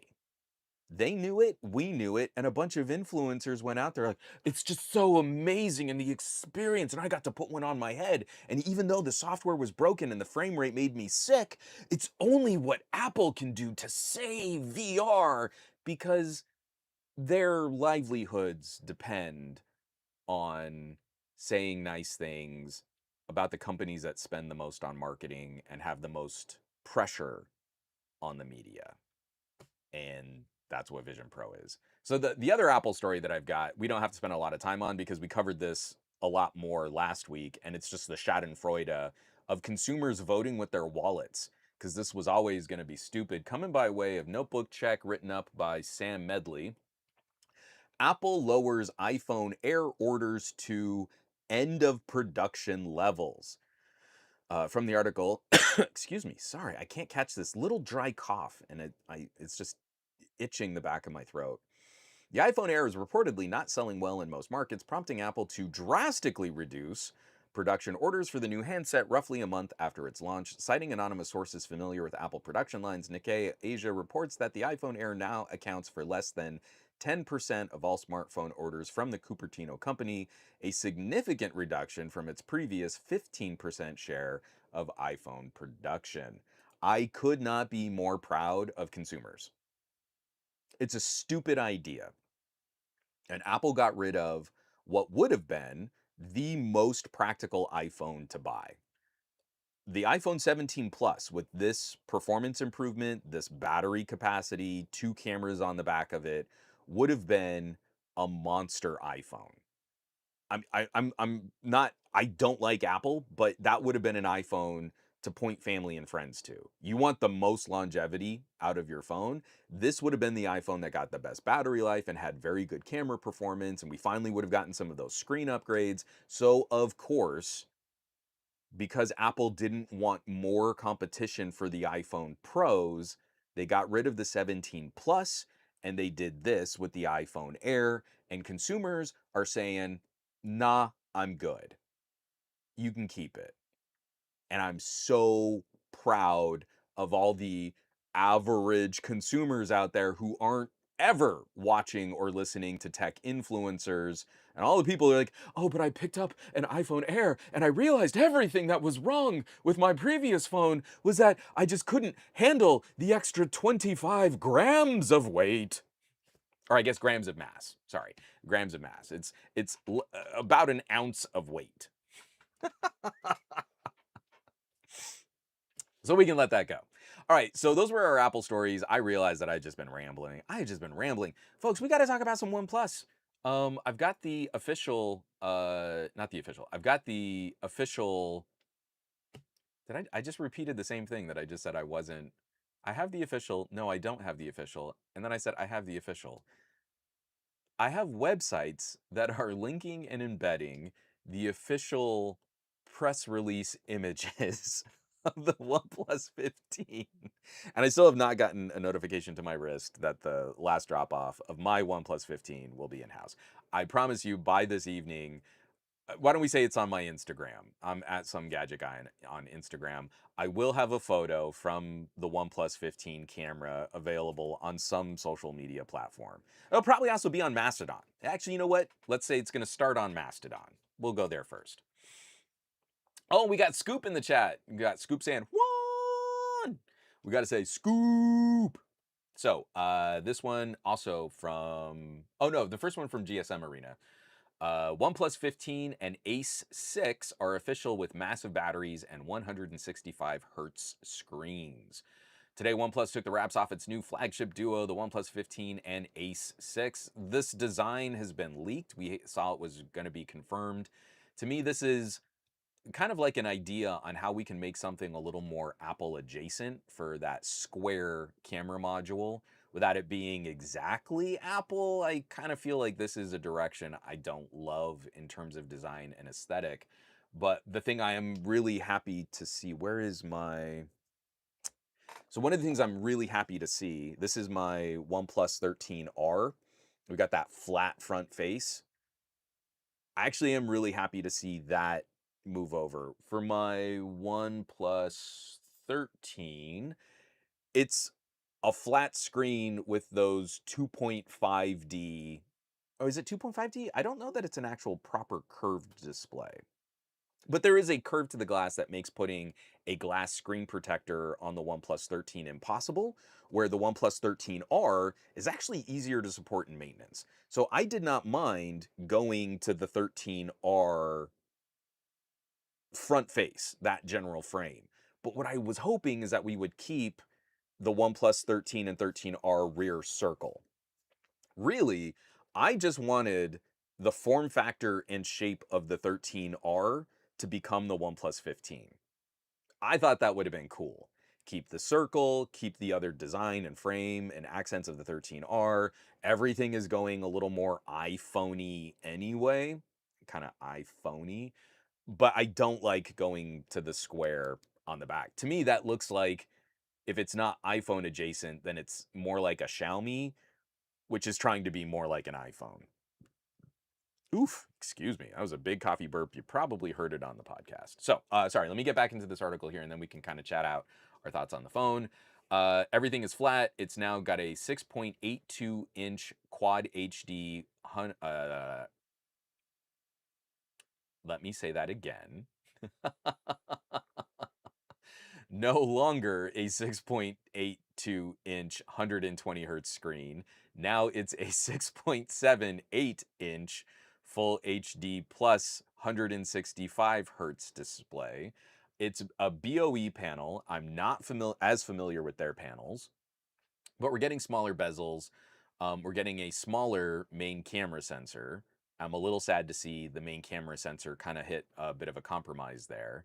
It looks like a very similar telephoto to the OnePlus 13, but then the big upgrade, and this is proper big, a 7,300 milliamp hour battery up to 120 watt wired charging depending on region. I am I'm a little torn. So I really like my OnePlus 13. My OnePlus 13 has basically held on to my personal SIM card for this whole last year. I've popped it into a Pixel, I pull it back out, put it back in this phone. I did spend a little time with the Xiaomi. I put my personal SIM in the Xiaomi Ultra, and then it kind of came back to the OnePlus and just lived in here again. One, for proper band support compatibility, it's a brilliant phone to have on T-Mobile's network. This podcast not brought to you by T-Mobile, but just all around, I feel like this has been the best overall compromise of camera performance, silicon performance, battery life, charging speeds, network and carrier support for North America. You can definitely get better capabilities in a Galaxy Ultra.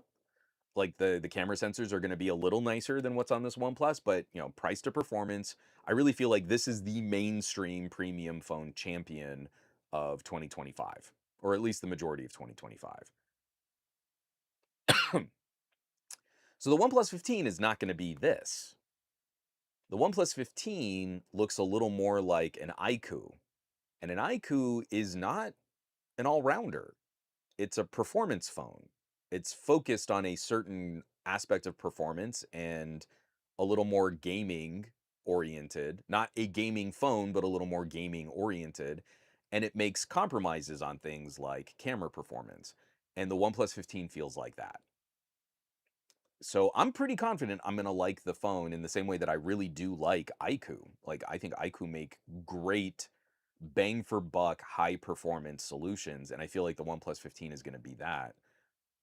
But I don't think it's gonna be a proper one-to-one replacement for a OnePlus 13 or even a OnePlus 12.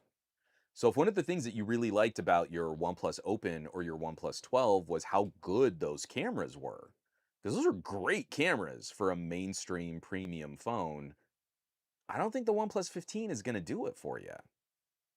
I think the OnePlus 15 is going to feel like a downgrade from the OnePlus 12, not even a side grade. The OnePlus 13 is kind of a side grade with just a little bit of a downgrade for macro performance, but it feels pretty good, pretty similar. It's just not an upgrade. I think the OnePlus 15 could legitimately feel like a downgrade from the OnePlus 12. And this really kind of brings up like, well, what do we recommend? If you have a OnePlus 12 or a OnePlus 13, were you interested in a phone that's like 10% more powerful here or 20% more powerful there? I don't know. If you have a OnePlus 12, are you interested in that battery life? Because that could actually move the needle for some people. Like, oh, yeah, I like the cameras, but I'm not super hardcore into photography. Maybe I just want better battery life. And that would be a sizable battery upgrade, right? Not only just like it's still one of the only fast charging solutions in North America, but like that would be almost a 30%. What was the OnePlus 12? Was that a 5,000 milliamp hour battery? Is it like a 40% battery capacity upgrade? Like that could be pretty wild. I could see a lot of people gravitating towards that. I think what's going to be critical is we're seeing the pricing out of China because this is all the Chinese stuff too. Because I think there might be some issues in some regions with this battery capacity, making the phone ineligible to sell. But in China, what do we've got? What are these numbers for? I'm looking up on the GSM Arena website right now. I'm trying to find the pricing, and they just have this one chart with configurations. Oh, I think this is just for the, yeah, okay. So availability, this is for the OnePlus 15, not the OnePlus A6. So the 12 gigs of RAM, 256 gig version of the OnePlus 15 is going to sell for around the equivalent of 480 euro. And then I think the 16512 is going to be one of the most popular. That's going to sell for the equivalent of 590 euro. And then the 16 gig, 1 terabyte version is going to sell for around 650 euro. And that's pretty brutal. If, sorry, if everything OnePlus does to focus on performance, it's got the new Snapdragon 8 Elite Gen 5, terrible name, but looks to be a really heavy hitting performing chip.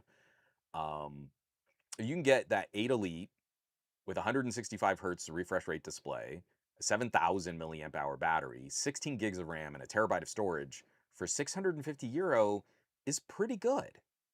We just have to go into these conversations saying it's not the same kind of all rounder. This is now a more performance focused phone. And for some reason, that means we have to take some kind of compromise on photography. But we look at the spec sheet. The very first thing I'm going to try as soon as I get my hands on this OnePlus 15 is there are notes in the listings that people have like talked about what the different camera modes and features and settings are, and you're like, if they're really pulling all that off, that still could be really fun. I don't think it would be the phone to recommend for people who care about photo IQ, not photography quality, but there's some action stuff in there that could be really interesting. So we'll have to see. Control Alt Clay saying OnePlus should have kept the OnePlus 12 cameras. I agree, but again, we're playing games with pricing. I brought this up a couple weeks ago. Like we looked at the Indian market. Actually, might have been a couple months ago. We looked at the Indian market, and over the last year, Xiaomi and OnePlus actually saw kind of dips in their market share. Funnily, Vivo saw some interesting spikes in their market share, and especially iQOO in India seemed to take on some of the biggest some of the biggest market gains for India's smartphone market. And so I think looking at that data, where OnePlus was sort of this enthusiast, sweetheart, darling brand in India, seeing iQOO not only pace them, but then build market share. I think that's one of the factors that's contributing to this design on the OnePlus 15. If they can make a less expensive phone built around a more expensive chip and keep prices reasonable and like keep consumers interested in the brand, that's not bad. But it is a little disappointing for someone like me who wants all that high performance stuff. I love gaming from these devices, and I really want good, solid cameras to complement the experience. That'll be kind of tricky to suss out. Like, what do these compromises look like in real world situations? So, let me take a sip of water and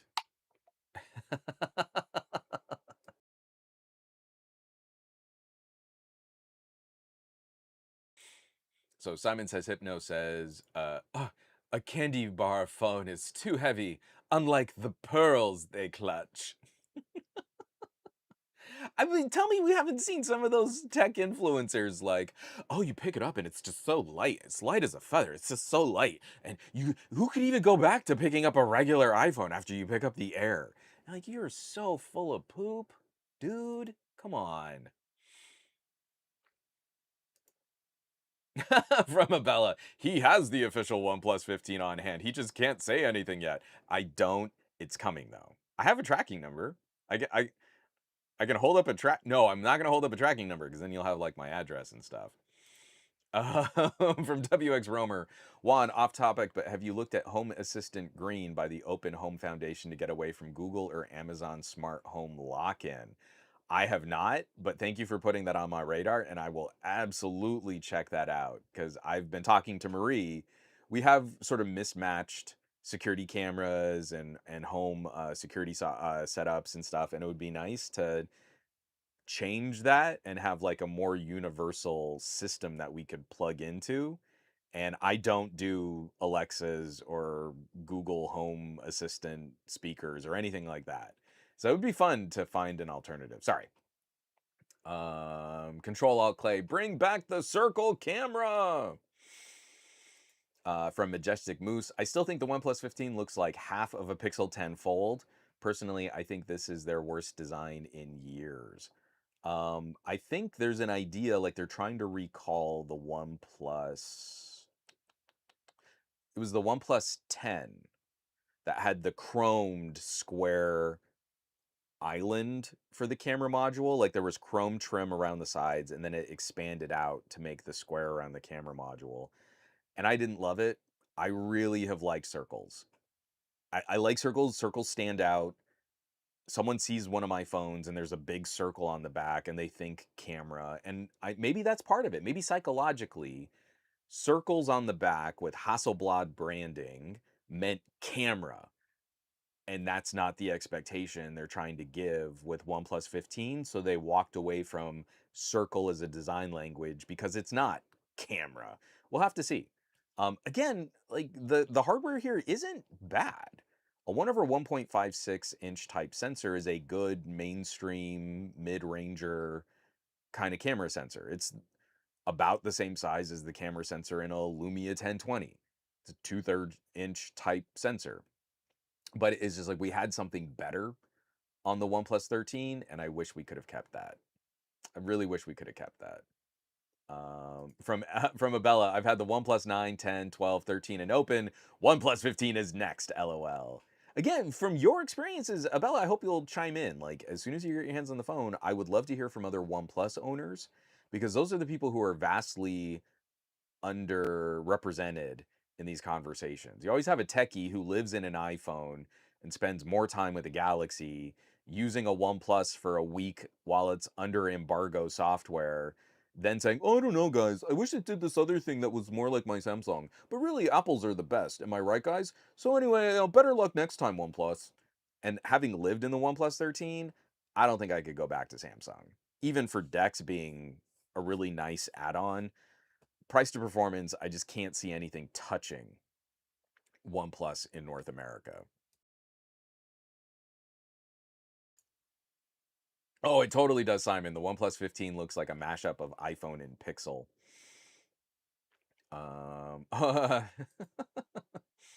Um, from Future It's Here, I liked the Galaxy Edge, but really wish Sammy put a silicon carbon battery in it.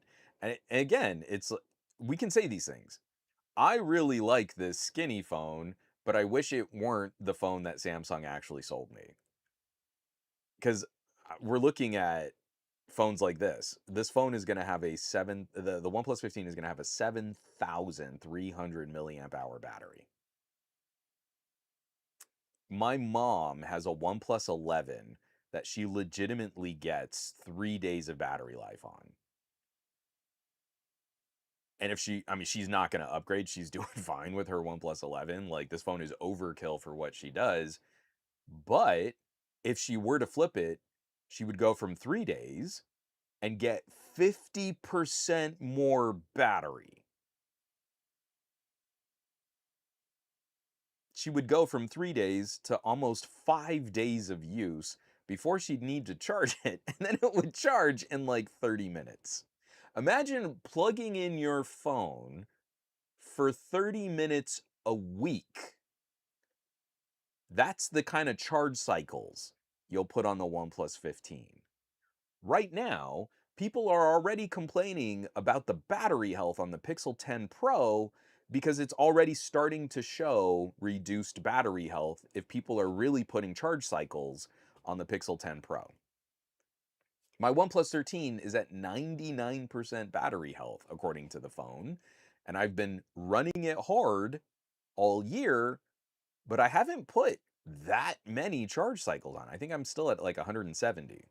For almost not even a full year, but like almost a generation of use from the OnePlus 13 to this OnePlus 15 showing up today. That's how many charge cycles I put on the phone. It's not as many as you would think it would be because the phone battery is so big. It genuinely lasts about 2 days of use on my use, not 48 hours, but two sun up to sundown days before I need to plug it in for 20 minutes. And then I'm good for another two sun up to sundown days of use. So I would be putting half the number of charge cycles as I would on a Galaxy Edge, and the battery capacity is double. So the amount of battery the amount of battery life you lose as that battery, so like you lose 5% of your battery health over a couple years. Well, I lost 5% of a 6,000 milliamp hour battery. I didn't lose 5% of a 3,000 milliamp hour battery. I feel like it's pretty good. Anyway,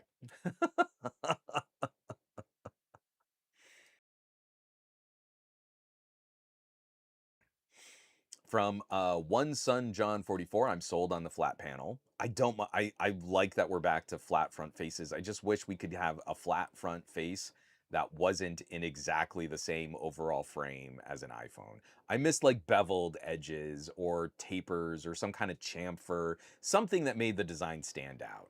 And I don't know. Or again, even if it could be something like having like a faux vegan leather back, because I know like all the images that we're seeing for the OnePlus 15 have like the sandstone inspired, but it looks like glass backs again. I don't know.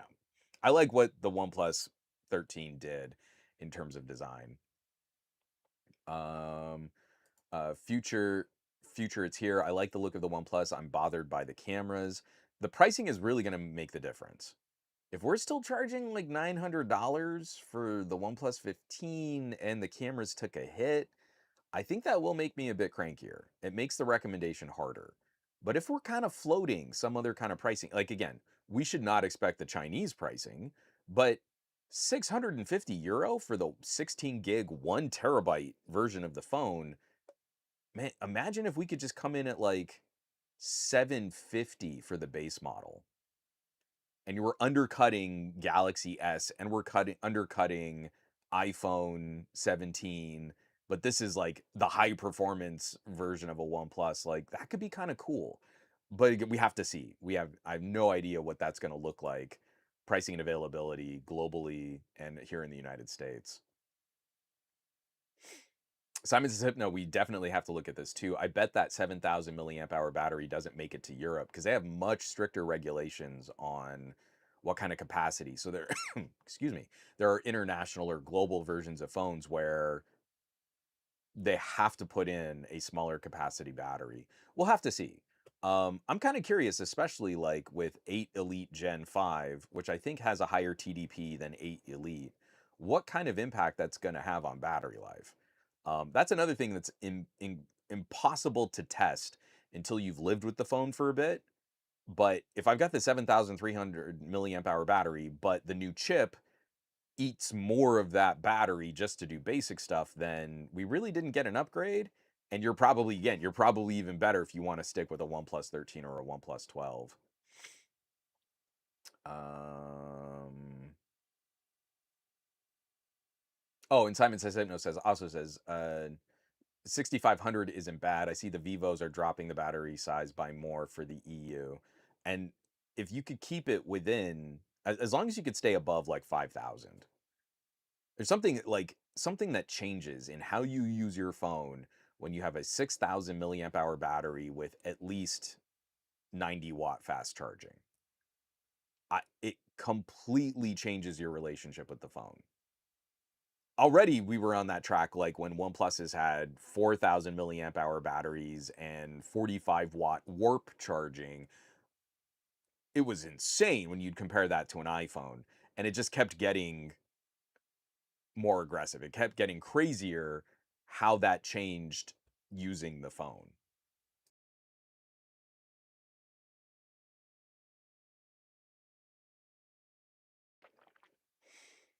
Oh, Abella, there's rumors that the volume vibrate mute toggle switch might be removed. Did they say that in here? No, zero, no longer collaboration Hamlet and the EOC. Yeah, there's no word in the article as to whether or not they got rid of the volume rocker. Is it a button now? Did they just move to an action button? Because I see a little cutout for it, but I don't see on the frame. Oh, you know what? When you do the official render, so this is from the GSM Arena article. That does not look like a rocker switch up on the corner of the phone. That looks like a button. Well, I doubt anyone's going to use that as a camera button because that's exactly the wrong place where you'd put a camera. I don't know. Do we miss the rocker? Right now, I tend to leave my phones muted, but I know a lot of people who miss the iPhone notification mute switch rocker on newer iPhones. I don't use it a lot. It would be kind of cool if it was programmable, like if I could use it for other things. I don't know. I'm not the biggest on like having multiple programmable action buttons, and I thought it was kind of a unique feature, kind of iPhone-y, but kind of a better version of the iPhone rocker. I don't know. We'll have to see. Um, what do you think? Would you rather have an action button or a notification rocker switch? Let me hear it in the comments while I catch up with comments. Oh yeah, this is definite. I'm with you here. Majestic Moose saying, I dislike how aggressively phone manufacturers are rounding the corners of the display. People have complained for years about curved edges, but chopping off the corners is far worse. Completely agree. I would rather get us back to having just a minimal forehead and chin bezel and just having a straight across. I would like to go back to a full rectangle on the screen. I don't like it when elements of the UI are actively being cut into because that's where the software put something out at the corners of the display. And you'll see that on games like if it's like a good PC port and you expect that no one's playing a game on a monitor where they round off the edges, so you can put information further out to the corners and not worry about that impacting the view from the player in that moment. And then you get a PC port of a game to Android, and you're like, you've cut off this little piece of information that was up at the left hand side.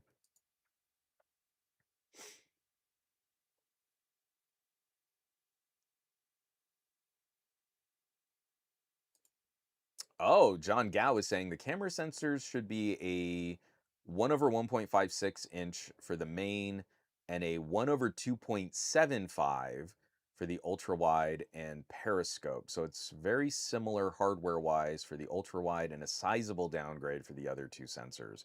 I want to say the 13 has that. It's not, it's technically just a, a micron larger than a half inch, but I don't think they're going periscope again, are they? Because they got rid of periscope on the OnePlus 13. It's now that sort of stacked lens tech, which pros and cons. I mean, there are some things about periscope that I think are better for light transmission, but then you end up with bokeh that can be a little edgier. So I don't know. If it is a drop, that is a noticeable drop, especially in terms of low light performance. If you squeeze down from a 1 over 1.95 to a 1 over 2.75, you're yeah, that would be kind of annoying. I'm trying to like, is there something I can point to? Is a 1 over 2.75 is so close to a third inch. What phone would that be like? And I'm trying to think back. Like I know the super zoom on the X70 Pro Plus was like a 1/3 inch type sensor. It's too much of a reach for me to try and conceptualize. But yes, I agree with you. That would be a bit of a downgrade on um multiple camera sensors.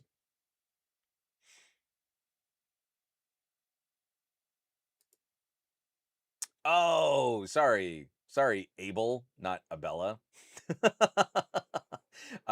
Abel asking, do you know if OnePlus will keep its partnership with Hasselblad? We do know for a fact that they are dropping the Hasselblad partnership. So that is not. They are now going in-house with their own image processing for the camera tech. That one I think we even talked about not last week, maybe the week before. From PP Joker, the square shape on the OnePlus 10 looks okay to my eyes. Again, I'm pulling up this image here, and it does. It has kind of there's like an icon, or there's like a company or something that had this kind of like a square face. Was it like a geometry dash or something? I can't remember. So this looks like a cute little face, two little circles and then a wider oval set in a square. It's cute. It's gonna look like a face. I don't think it.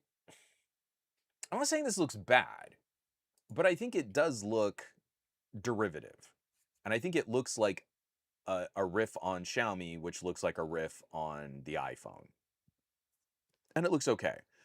Again, I'm just trying to say what made a OnePlus look kind of unique, or what makes Vivo or a Xiaomi Ultra. These things, like, they look different, and there's like an identity to that, or there's something fun about it. I don't get lots of questions on phones anymore, just because I think consumers are tapped out on phones. They really just don't care until they see me hold up something like this at a kid's birthday party, and then I show them the photos, and there's a noticeable difference in what they see through their phone screen versus what I just showed them from this phone. So big circle means something. And that's kind of what I wish OnePlus had held on to. Again, I wonder if a part of this was just the branding, or the focus on Hasselblad. Walking away from that meant, let's do something a bit more drastic or a bit more substantial with the design. Oh, Lost Divine. I wish there was more chatter about this. What is happening with the next OnePlus Fold? And as far as I know, and someone please correct me if you've heard anything else, I don't think Oppo is looking at doing another foldable for OnePlus. I think they're proper done. I think we might be finished with using OnePlus as that kind of a platform. I think we'll see future Oppo foldables, but I don't think we're going to see this kind of cross branding or taking the hardware from this Oppo label and putting a OnePlus experience on it. I think that's over. Unfortunately, I don't think the OnePlus sold well enough, and it was legitimately for like 2 years in a row. It was the best foldable at the best price that you could get. Like, I still think it would be giving the current Pixel Fold a run for its money, had better camera sensors, and had much better gaming performance than the current Pixel 10 Pro Fold. Like, that's how bad Tensor is. That like comparison is not winnable for that hardware right now. And if you got the OnePlus Foldable, then I think you bought in on a great piece of hardware that has a lot of longevity because OnePlus chose some very good components for that device. Let's see, where am I at on the chat here? Control Alt Clay. I've had the OnePlus 12 for almost 2 years now. I'll be holding on to it for at least another 2 years. I think that's the play, man. The OnePlus 12 is still a monster. It still has the best cameras of all of their slate phones. You'll miss out on if these some of these new features come out, like some of the HDR, high frame rate HDR stuff. If you were doing that and you wanted to play with it, that would be kind of a bummer. But in terms of photo IQ, I still think the OnePlus 12 has been their peak, and there's very little out there that's taxing the OnePlus 12 so much that you just can't do it, right? So is that Snapdragon 8 Gen 3? I think you're still doing fine.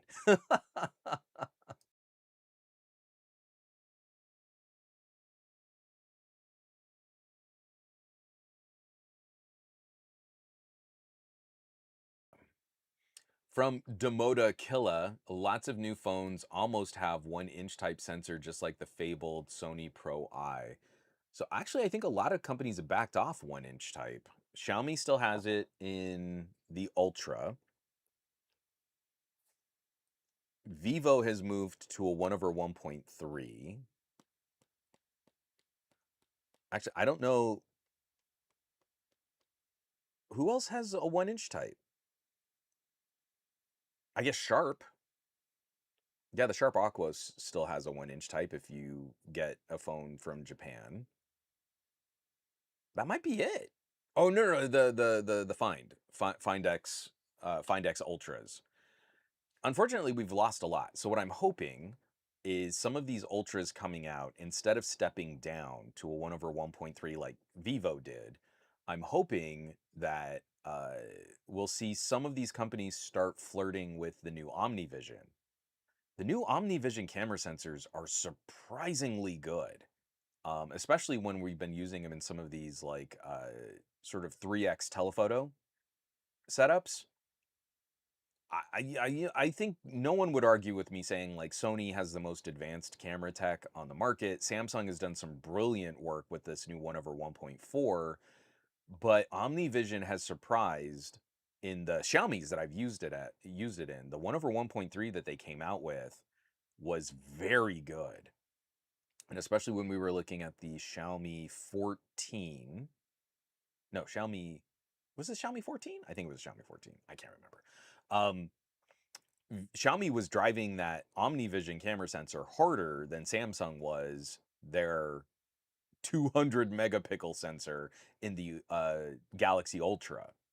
So you could get brighter images at night just by ramping up the ISO, and it wasn't close. And it was better performance, better noise, it was very surprising what OmniVision pulled off and what Xiaomi enabled. So I'm hoping that some of these brands, like maybe an Honor or eventually maybe an Oppo or a Xiaomi, will look at that 1-inch type for their Pro phones again, and then use the slightly better, more advanced Sony sensors in their Ultras. But if we could get back to 1-inch type 1-inch type sensors in $800 phones, that would be huge. Again, optically, there is nothing like seeing that it is so much more photographic. It looks so much better in lower light. It is so pretty. I have a couple shots of my daughter from her 10th birthday. She's leaning over the cake. I got this beautiful like capture of her face over this cake with the 10 candle, the 1 and 0 candles. They weren't lit, but like just slightly behind her are all her friends, and they're not, it's not like they're blurry, but they're just slightly softer.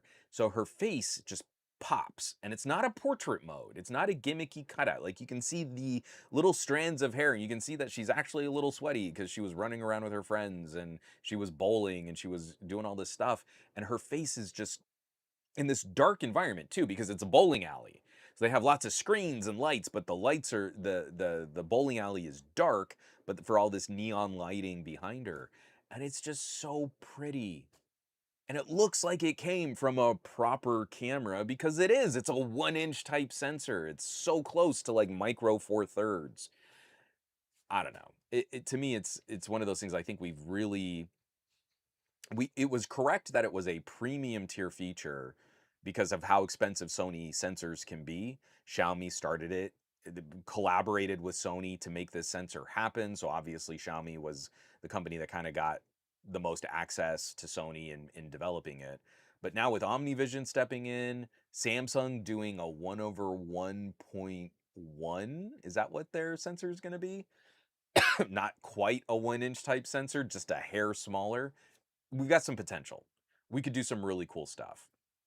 I hope we see it show up in some of these more upper mid-ranger. Right at that transition between a mid-range and a premium tier phone, 1 inch could live right there and be an amazing ad for that tier, that price tier of phones. From Mixer, I just wish anyone from China would make a phone with anti-reflective coating like Samsung Ultra has. This is game changer for me. Using OnePlus 13, I love it. Wouldn't go back to Samsung, but I miss that screen. Absolutely agree with you. From picking up the Galaxy S24 Ultra, that like compression of glass layers and like the clarity on that screen, I don't think it's such an amazing feature. Obviously, I don't think it's an amazing enough feature for me to use a Samsung, but it was good tech. And it would be cool to see more companies find other solutions or variations on that kind of presentation. It would be really, really cool.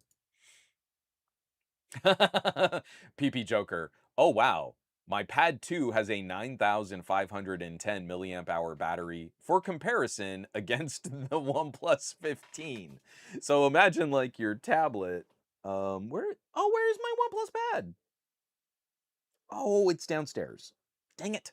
I could hold up a whole tablet and say, this, 9,000 milliamp hour battery or a phone with a 7,000 milliamp hour battery.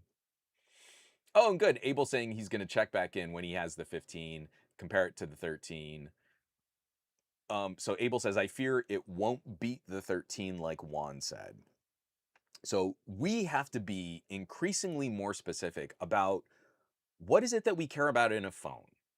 And I'm so tired of selling consumer the idea. I'm obviously not a very good marketing influencer guy, but the idea that our industry is trying to sell consumers on new phones because they're new and you have to buy the bestest new phone so you don't have a poor experience. And now a basic mainstream phone should cost about $1,000 because Apple said so. And I want you to look at your family and friends and realize like none of them need that.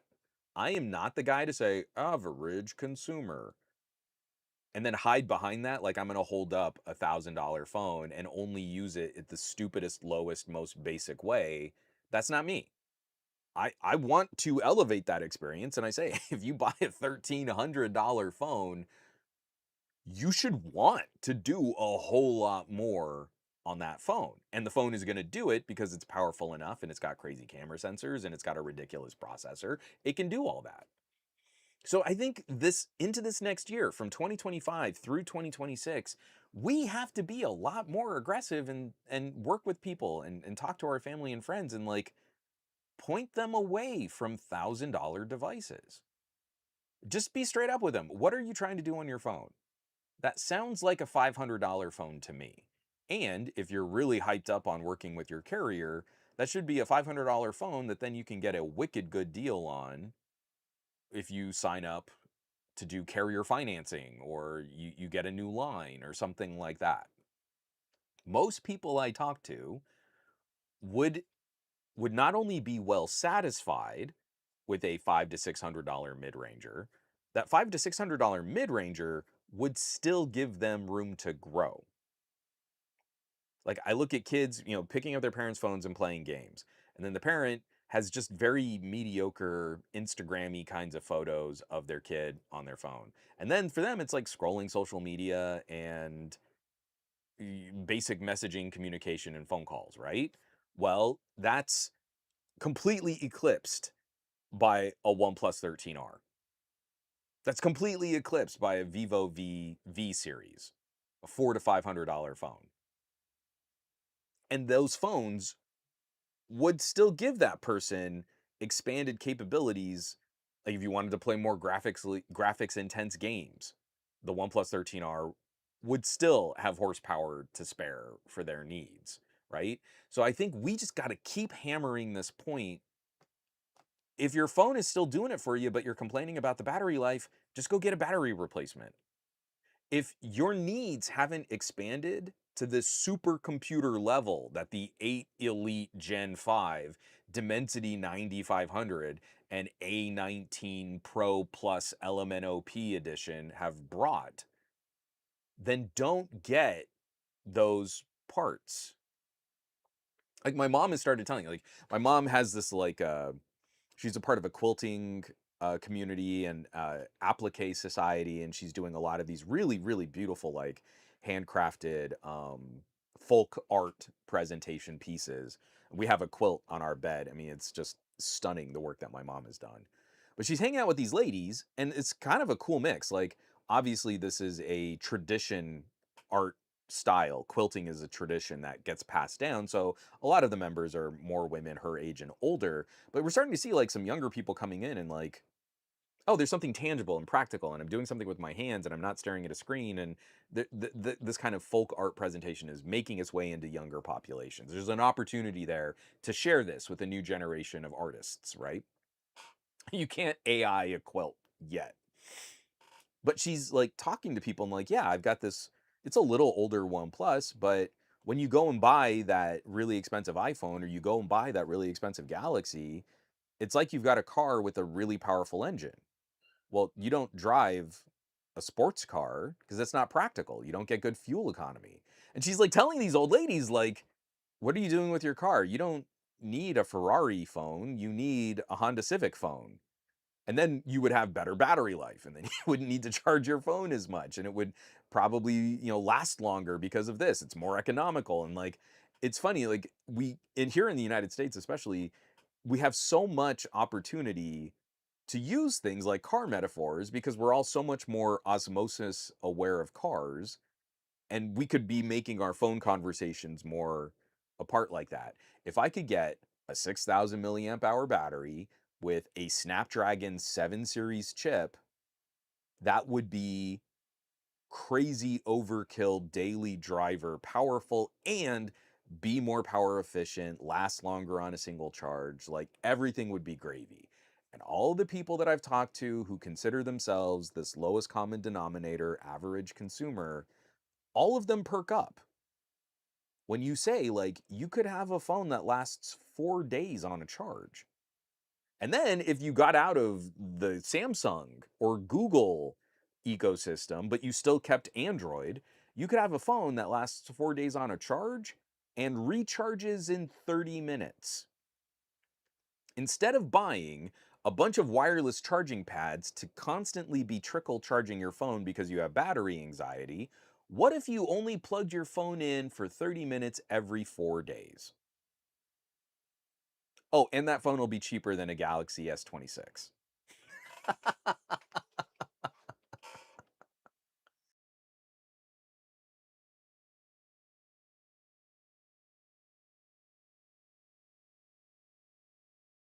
Man, I cannot shake this little frickin' cough. Ah. let me get this out of the way here. Oh, John Gao. Let's see how much discount. Let's see how. Sorry, I misread your comment. Let's see how much discount the OnePlus 13 will have. It will likely remain a top purchase recommendation for a premium tier Android in North America next year. Again, I feel pretty strongly if you're telling me you would like to dabble with emulating a PC and playing games directly from your Steam account, this OnePlus 15 looks like it's going to be a banger. If you're telling me what you care about first and foremost is battery longevity and you'd like some of that horsepower to back up some experiences when you're out and about, OnePlus 15 looks like it's going to be a banger. But if you're telling me you kind of wanted to mix it up with camera and photography stuff, I think the OnePlus 15 is just going to be fine. And you're probably better served looking at a OnePlus 13 or a OnePlus 12. And the OnePlus 12 still has a lot of life left in it. If you were to buy one now, or if you could get a refurb, or if you could buy one used in very good condition, I don't see anything holding the OnePlus 12 back significantly. And immediately after John Gao from Azaria, I don't know if I'm saying your name right, Azaria X. OnePlus is amazing. Excuse me. I left OnePlus for the 12. I left iPhone for the OnePlus 12, and I haven't looked back. And that's been my mom's experience. She went from a OnePlus 6T to a OnePlus 11. She gave up on Samsung. She's never really been an iPhone person. She dropped her iPad and picked up a Pixel tablet. So she's more comfortably in the Android ecosystem. Like the OnePlus has kind of been this like badge of honor for her because she's not a high performance user, but she really cares about like longevity and battery tech. And her OnePlus 6T could probably still be getting stuff done, except she was starting to fall out of support for a couple little apps and stuff. But the hardware was actually still doing fine, charged exclusively on OnePlus fast chargers. Like, I really do believe, I wish we could see a good, proper study on charging behavior. And I believe phones that support higher wattage fast charging will probably have better longevity than Apple or Google or Samsung.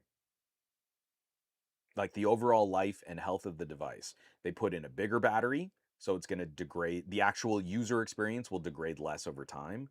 And imagine, let's say you get the OnePlus 15 and then you put on an 80% charging cap. You still have a bigger battery than like a Galaxy Ultra. And you've cut off 20%. And it's still better.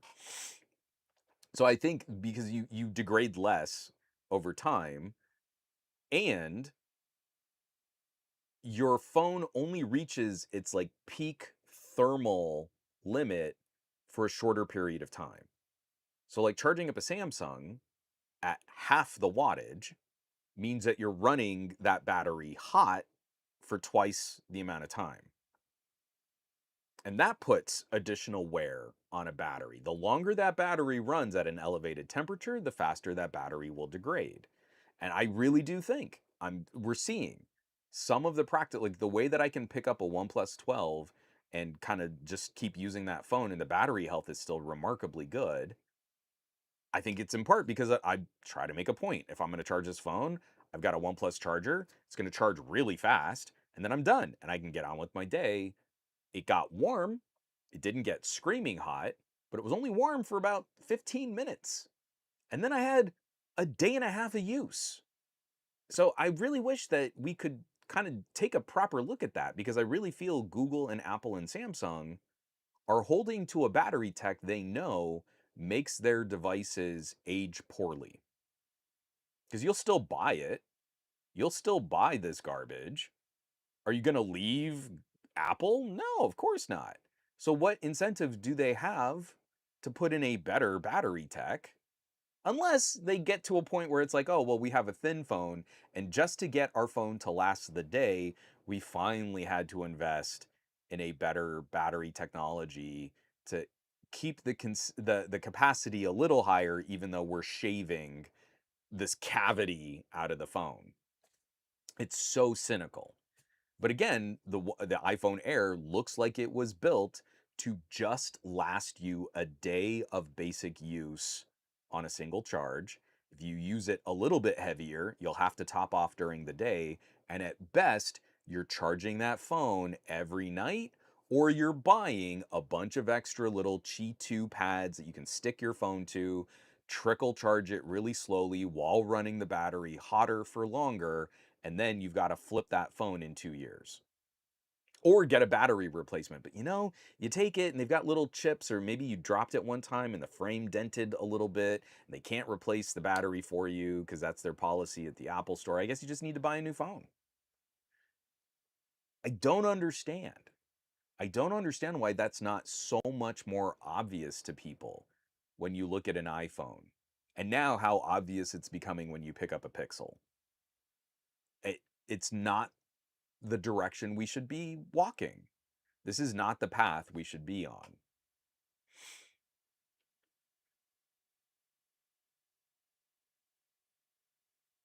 From WX Roamer, to avoid bad actors, I turned on SIM protection with my telecom provider and SIM lock on the device itself. I haven't looked into doing anything like I don't even know if Mint has features like that. I got to say I do get excuse me, I do get more spam calls and spam messages on my OnePlus 13 than I do on my Pixel, but both my wife has an iPhone for work. That iPhone is constantly beleaguered by garbage, spam calls, spam messages. It's all day. And it sucks because it's also like her job is very busy and demanding, lots of messages and notifications, lots of like group messaging and internal like IT VPN stuff. Um, but my OnePlus gets significantly less garbage than my wife's iPhone, and her Pixel gets a little less garbage than my OnePlus. So even just like the basic Android protections have gotten really good in minimizing how much junk you get. Oh, for Majestic, I'm irritated at losing the alert slider. With the OnePlus 13, you can already turn on the flashlight with the volume button. That's right, you can. It's a double tap. So couldn't they allow users to customize that instead of removing a feature? So what's the over under? Again, I'll have it soon, and I won't be able to tell you the answer to this question, but I'll put this question out there. Don't we think it could be kind of handy to have, like, say it's a single press will cycle you through? No, actually, that's no good. You don't want it to be a single press because that could be really easy to activate in a pocket, and then you would accidentally turn on like a do not disturb mode. So let's not do that. But let's say it's like a single press or a double tap will turn on your flashlight, and then you could long press to activate a do not disturb or a vibration only mode. So would something like that take the sting off of losing an actual rocker? Because I like the feel of it. Like I've got my OnePlus 13 and I like being able to like flick and you hear that little click click. Like that's just kind of neat. It's a tactile mechanical thing. And that's the kind of stuff that I love as like an aesthetic, or I love as like a feature. But I don't use it a whole lot because I also have a smartwatch. So when my smartwatch is on my wrist, I'm muting my phone because I don't want my phone to be a distraction. I can look at my watch. Ditto my fancy heads-up display glasses. So I don't know. We'll see. Aussie Beach Bum saying, "Hey Juan, what's up, Aussie? How's it going, sir?" My friend from down under. We got ER1980 saying the Vivo X300 Pro in certain EU markets, the battery is down to 5,400 milliamp hour. I'm trying to think if anyone else is doing that now too. Irrelevant, but thank you for confirming that. I knew that there were going to be some issues because of, and especially because of travel. Like there was that recent video someone had of like a plane on fire. Like one of the compartments on a plane was like an open blaze. That was pretty scary. So again, I can appreciate you've got a massive battery in a phone. We are starting to run into some of those limits of like, how do we protect this? What happens if there's damage? Consumers are not careful with these devices. I totally get it. From me six is that you're saying it's an AI button. So is that gonna be like, so on my OnePlus 13, I am running Android 16. I am running, Oxygen OS 16. And so they've got a instead of doing screenshots, the three finger swipe on Android 16 does this sort of screenshot mind share so that it pulls information into a little bucket that you collect. And it's kind of like Copilot's recall for Windows 11, but it's not constantly screenshotting everything. It only collects the things that you put into it. I wouldn't hate that, but I would hope that it's not locked to that. If that's all this button does, I'm going to be pissed off. Like, that sucks. I don't want an AI screenshot button. I want an action button. If you give me the button, I want to be able to tell the button what to do. But yeah, if you want to see what Mindshare is, I actually don't hate OnePlus's implementation of Mindshare. You can catch my video. It's on youtube.com/ some gadget guy or but look up my OnePlus Android 16. I think this is the best implementation I've seen of collecting information locally on the phone to be processed locally by the phone's AI. I like that. It's a slightly more detached bucket, but if you want, you can then activate Gemini to talk to your OnePlus bucket and use Gemini to search through and sift through and summarize and do all of the AI stuff if you would like. If you don't, you never have to link Mindshare and Gemini, and you can just live in OnePlus's little AI bucket, but it seems to stay more on device than some of these other features that we've seen. From Abella, was that what it is? Finally, Abel. Finally, he said my name right. Thank you, Juan. From Future, it's here. So is OnePlus trying to go back to a premium mid-ranger? And thank you so much for the super chat. I really appreciate that. That's awesome of you. Again, I very much appreciate all the folks who show up, comment, interact. The support is very very much appreciated. I don't think we would call this a premium mid-ranger. Um, this feels a lot to me like we saw OnePlus with the OnePlus 9 and the OnePlus 10. OnePlus was trying to get out of their carrier relationships. OnePlus 10 did not sell very well, and the OnePlus 11 was a course correct. Some of the components were getting more expensive, and OnePlus wanted something a bit more streamlined. They wanted an attractive price point, and the OnePlus 11 is a flagship killer. It looks a bit more like a Poco F series. And I'm kind of feeling like that's what the OnePlus 15 is trying to do. Like you look at an iQOO, and that's not a mid-ranger, but it's also not the same tier of premium phone experience. I think iQOO and OnePlus are closer to being an all-rounder premium tiered device. It's really going to depend on pricing. If OnePlus comes out and says, "Hey, this is another $1,000 phone, and we had to do some camera downgrades," I'm going to be really frustrated. I don't think anyone should be able to get away with that. I'm tagging Google for very similar criticisms, only at like the $1,300 price tier. I'm very unhappy with this kind of like people were joking, like the shrinkflation of smartphones. But I don't think putting an 8 Elite Gen 5, even with these camera downgrades, makes that a mid ranger. Now we have a camera compromise. I'm hoping the price will reflect those changes in the market and changes in the construction. And I'm hoping that means what we have is a good, something close to a Poco F. It's a flagship killer. It is a high performance phone. It is graphics intense gaming and lightning quick responses to heavier apps and being able to chew up information more directly. And maybe there is some AI stuff in this too, but that's not the hook. The hook is you could outplay your Steam Deck on a phone with a 165 hertz display. So I don't think we're going to say that's a premium mid ranger.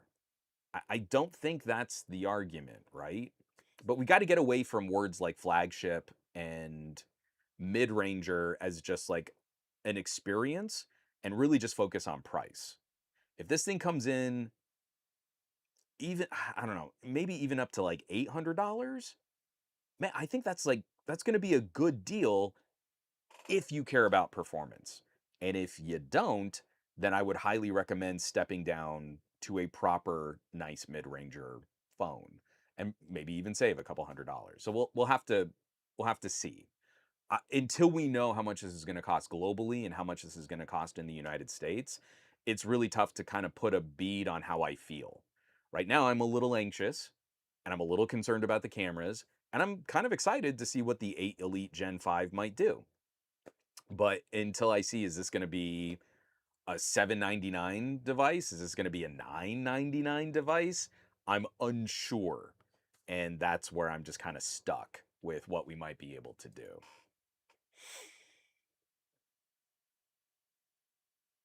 Yeah, I'm Farhan saying Vivo dropping the 1-inch type sensor for the X200 Pro and the Ultra is why I still like the X100 Pro and Ultra a lot. That X100 is so good. It's so good. Um, I mean, I'm scrolling through in a lot of this. From John Gow, the latest rumor is that Xiaomi is the only Ultra that is keeping the 1-inch type sensor with an OmniVision, and Oppo will be using a new 1/1.1. So I've been seeing that Sony announcement. So Sony has a 1/1.1 now. What is it? The LYT 910. Someone, I don't know if I have the name on that sensor right. I'm actually okay. Like the move from a 1-inch type to a 1.1 is very small.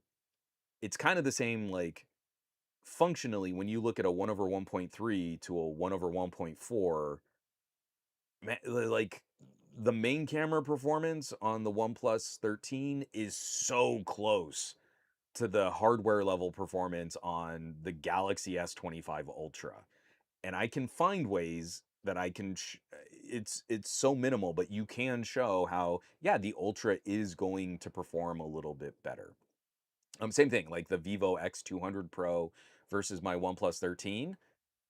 It's close. It is really close, but the Vivo still has the better main camera. Um, when your sensor is so much bigger than the sensor in an iPhone or the sensor in a Pixel, I'd have a hard time being upset about a 1/1.1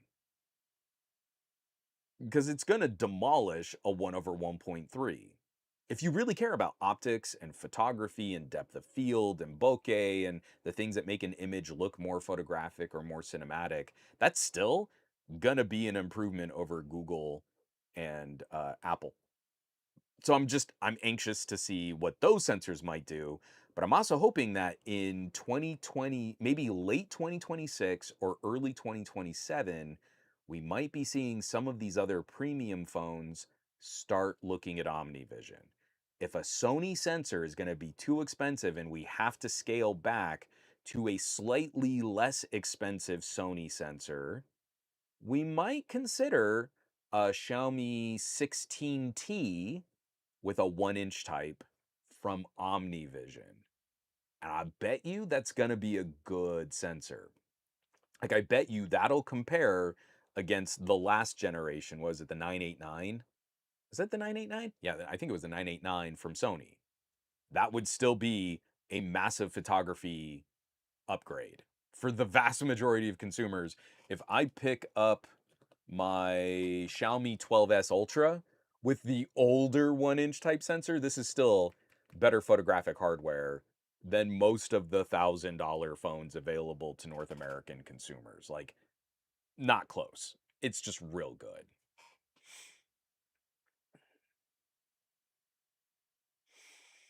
Let's see. From Abel, I truly think Oppo is trying to get the OnePlus users to migrate to Oppo, not making an Open 2, dropping the Hasselblad partnership. I think OnePlus, we have to increasingly look at OnePlus as sort of a skunk works for Oppo. OnePlus exists as distribution channels to countries that don't have a strong presence from Oppo.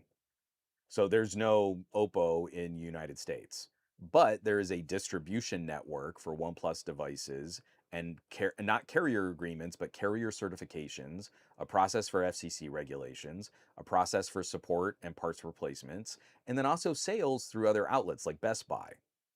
So there's a path. OnePlus blazed a path, and now Oppo can still use that as a way to kind of have some toehold in North America, even if they don't bring that here. I think we have to look at the costs to maintain that network and that infrastructure aren't going to be made up by having like a huge number and variety of products that you have to support and sell and certify and regulate. So I think we're going to see OnePlus continue to whittle and really streamline what OnePlus offers. They tried a foldable, it didn't sell that well, they let it go. They tried a tablet, it sold okay. They tried a second tablet. I think the second tablet sold a little better. The third tablet got a lot of praise, a lot of recognition. I'm hoping it's doing well so that we see that momentum continue. And I don't know, like a mid range phone, a flagship killer, a premium phone, and a tablet might be the OnePlus game from here on out. In fact, I think they could even whittle down to just like two phones. If they are kind of looking at streamlining the OnePlus 15 and the A6. No, I guess you'd still want like some kind of Nord in there. It's fine. It is what it is.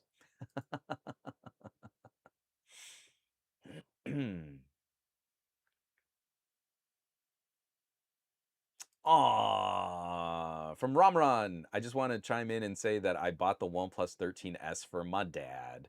That is a good buy for dad. I'm glad. You're doing it right. Good for you.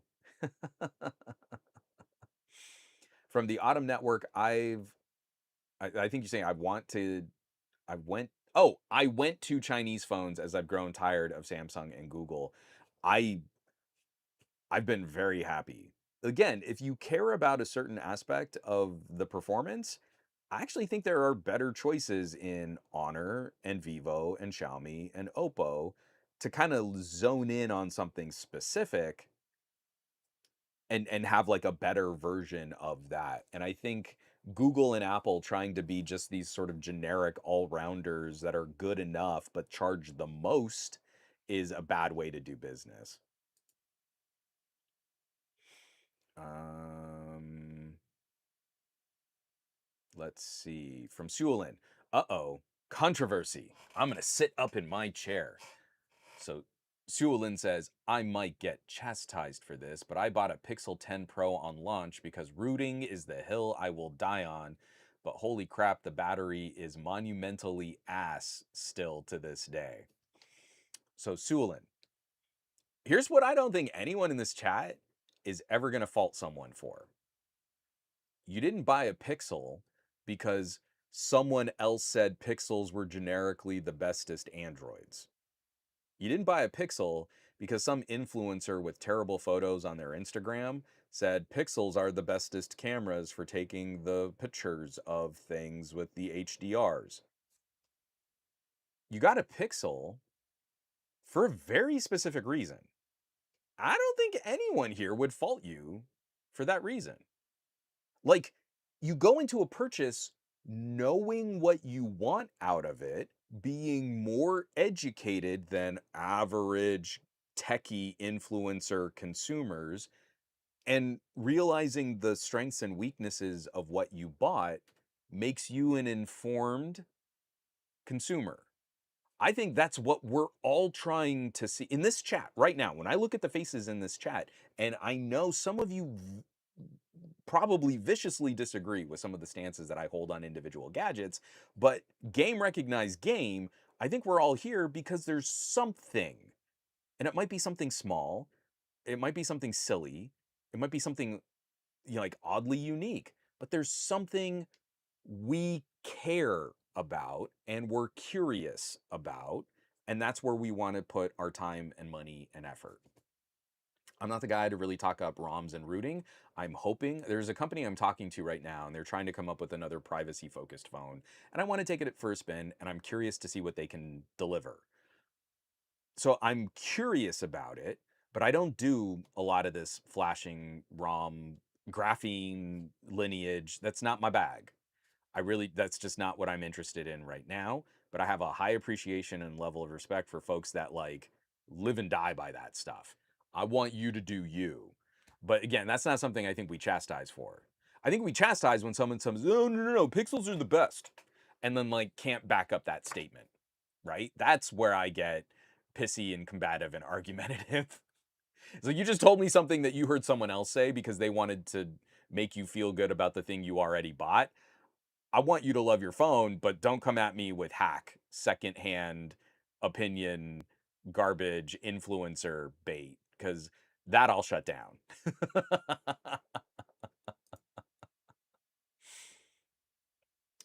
Sorry, let me get to the end of this, and then I mean, because we've already run long.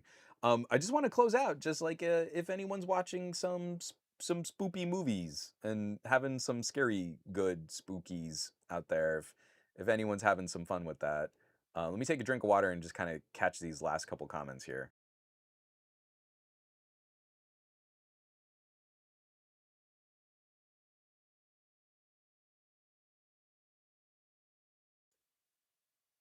Oh, okay. So from me six, according to Google, the AI button on a future OnePlus 15 is not a dedicated hardware button, but refers to the customizable plus key that is replacing the alert slider which activates OnePlus AI PI. Well, I really hope it's not locked to just mind share. I don't hate mind share. I'm not going to use it a whole bunch, but that is a useless button for me if that's all it can do. Yeah, Abel, same thing. Sorry for the rant because Abel posted a couple comments on this. Sorry for the rant, but like Juan said, that'll piss me off if that button is locked.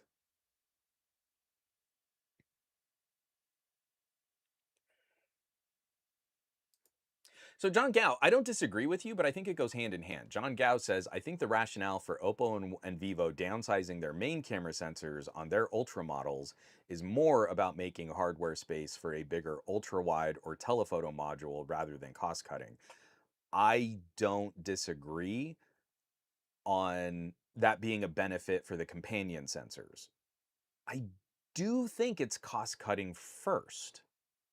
If we can get close to the photo quality by stepping down from a 1 inch type to a 1 over 1.3, and that allows us to increase the telephoto sensor size, I think that just goes hand in hand. The telephoto is significantly more expensive. The housing is a lot more complicated to get that longer reach on a larger sensor with a big periscope assembly, and we can save a little money and save some of the space on the main camera sensor, and people might not notice as much when you go to a wide field of view, a 23 millimeter equivalent. Maybe they won't notice as much that the photo quality is degraded. I do think it's cost first, but cost to balance another expensive component and save the space for the assembly. That's kind of how I feel about the Vivo, but that's also why I'm so appreciative of the Xiaomi Ultra keeping the 1 inch type and giving us that massive telephoto sensor. So I don't know. I'm not arguing with you, but I do feel the motivation was balancing costs first, and then the benefit of balancing costs was getting more space to play with. But again, I don't think we'll ever get a clear answer from a phone manufacturer, um, how that goes down. From Team Fry, spoopy movies. Does K-pop Demon Hunters count? You know what? I'm gonna say yeah. I feel like that's gonna be one of the big Halloween trends. I would imagine I'm gonna get my daughter to school on Friday, and I think they're gonna do a little like costume parade like they always do for her school. And something tells me we're gonna see a lot of K-pop Demon Hunters for Halloween. So I think scary is gonna be relative, spoopy is gonna be relative. But I think it's going to be very popular this Halloween season. My daughter's just going, she just said, like, I want to go as a devil. And like, the devil? And she was like, no, a devil. And you're like, okay. So she's just going to go as like a generic red, lots of like shredded parts of her costume. We're going to try and do a little makeup and stuff. No, no, not from any specific media property or television show or movie. She just wanted to go as a devil. I'm going to go as a mid 40-year-old man who likes to wear worn, distressed denim jeans and novelty graphic t shirts. So that's probably going to be my Halloween costume this year. Uh, not too. Not too aggressive or very creative in that regard. From Majestic Moose, I just watched The Exorcist for the first time in years. Still holds up. I adore The Exorcist. That whole genre era of strange things are happening. It could be something magical or something spiritual, but weird things are happening, and we don't quite know if this is actually like demonic or if it's just like a person with severe issues or if it's like a cult. The other film that I think still holds up better than even some of its special effects and some of its kills and makeup is The Omen with Gregory Peck. Not the remake. Don't go to the remake with Liev Schreiber. Go to the original, because Gregory Peck has always been that actor who embodies like positive, virtuous masculinity. Before we had terms for toxic masculinity and for like red pilling and all that garbage in the 60s and in the 50s through 70s, actually like the 40s to the 70s. Doesn't his career start in the 40s? Anyway, Gregory Peck was this example of masculinity, and he would stand in opposition to people who would peacock and present and bully, and he would do the right thing because it's what a man should do. A man should stand up for someone who's weaker than himself, or a man should respect the lady that he's with. And he was just this paragon. Almost all of his characters fall into this duty and honor and self-sacrifice in like the most positive ways, in the least toxic ways. And so you get to The Omen at the later stages of his career, and he might have a demonic child. What does Gregory Peck do? You know, like it's such a twist on the kinds of characters that he would represent. Like, what is Gregory Peck going to have to do if he finds out that the child he's been raising might be the Antichrist? Or it could all just be incredible social delusion from freaky cultists. And that's terrifying because we see examples of that in everyday life. In The Exorcist, I actually think some of the scariest parts of The Exorcist happen before the final exorcism in the film. It's a mom who has a sick daughter and she can't get a straight answer on what's making her daughter go crazy. And it's like all of the terrifying medical procedures that she puts her daughter through to try and get an answer, especially having a 10-year-old daughter. Man, does that hit pretty hard today. Like, it's still a terrifying, the unknown of like what is wrong and what's going to make my family member better. It could be a mom, it could be a sibling, it could be a child. Like, there's something wrong and no one can help, and this person's in pain, and all I want to do is help them get better, and no one can tell me how. Is terrifying. And then the exorcism happens. So good. So, Majestic Moose, if you're still feeling like, hey, I just had a really good experience with The Omen, I would skip Omen 2, Electric Boogaloo, and I would go on to Omen 3. Omen 3 is one of my all-time, again, I love horror films, so I'm going to say all-time favorites, and I've got a list of like 500 all-time favorite horror films. But Omen 3 is really about like a man at the waning era of his power, police detective, old, sardonic, cynical. He's seen the worst of humanity. And then later in his career, seeing a friend of his die and then having to explore something even darker. And it's got some of the most brilliant, it's a film you have to put your phone down and you have to invest in all the quiet bits because they aren't jump scares. They're these really well earned long stretches. There's this whole sequence, like the nurse's station, where it's this slow, boring, locked off camera shot that eventually pays off. And like you can feel all this tension. You can feel everything building. And then it's not just, oh, spooky jump scare. Oh, it's a scary clown. It's this moment that just plays out in the most awful way that you could imagine in this one locked off shot. But it earns it by making you go through like how mundane everyday life can be and then how terrible something could be in real life. So yeah, if you haven't, from Exorcist, go to Exorcist 3. Big fondness for Exorcist 3. Bradley Larcher also saying Exorcist is a classic. Bradley also saying I also like Carrie. Carrie is a fun one because I don't know that I feel like, what Carrie does is bad. I think, Carrie's interesting because as it's aged over time, I think more and more I'm just kind of on her side. I think when it came out, it was like shocking or disturbing, or like what she does. Maybe she goes too far. But I grew up in an era where like tolerance was becoming common language in schools. So you'd have bullies pick on kids, and then when the kid would defend themselves, oh, zero tolerance. We don't have any fighting, and you're like, you let this bully torture this kid, and then when he tried to defend himself, now you're saying, oh, but we've got to punish both kids in the fight. And you weren't there for the kid. And no wonder we had so many issues with like school shooters and stuff. Like you broke these children in these institutions and then like made it seem like there was no other place to turn.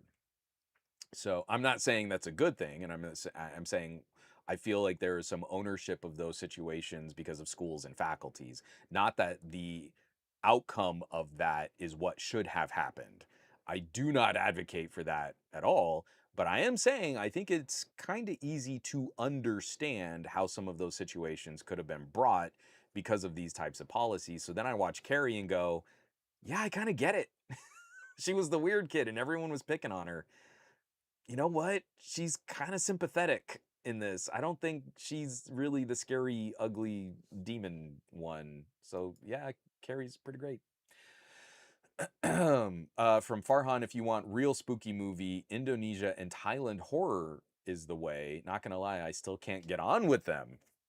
So I really enjoyed what South Korea was doing with monster movies and with like zombie movies. I haven't gotten into Indonesian. I'll have to look up like what's popular and see if there's something fun there. Team Vry is saying, I just have a Jason mask that I reuse every year. That's a good one. That's an easy one too. You could kind of do, I should try and do like Michael Myers.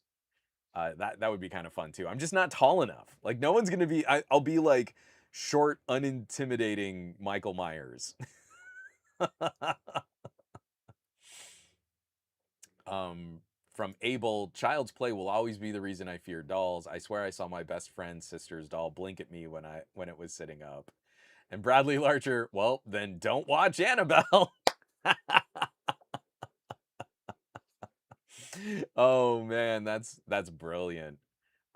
Scary dolls. I'm trying to think, like, I think the one that messed me up the most was the little clown doll in Poltergeist. So there was also I can't remember if it was Twilight Zone or Night Gallery. It's an episode of one of the Rod Serling shows where there's a creepy doll. And that one messed me up as a little kid too, because there would be a Twilight Zone and Night Gallery would do reruns on Sci-Fi. So I would visit my grandmother. She had cable before we had cable, and she had the Sci-Fi channel. And I would watch like old Buck Rogers, Battlestar Galactica, Knight Rider, like really classic like TV because that was mostly what sci-fi was reruns of old science fiction shows. But then as you would get into, later at night, they would do Night Gallery. I think it was a creepy doll episode of Night Gallery. And I just remember there was a doll episode that really wigged me out of one of those two shows. Abel saying Ghost Adventures is my favorite TV series to watch. It's so much.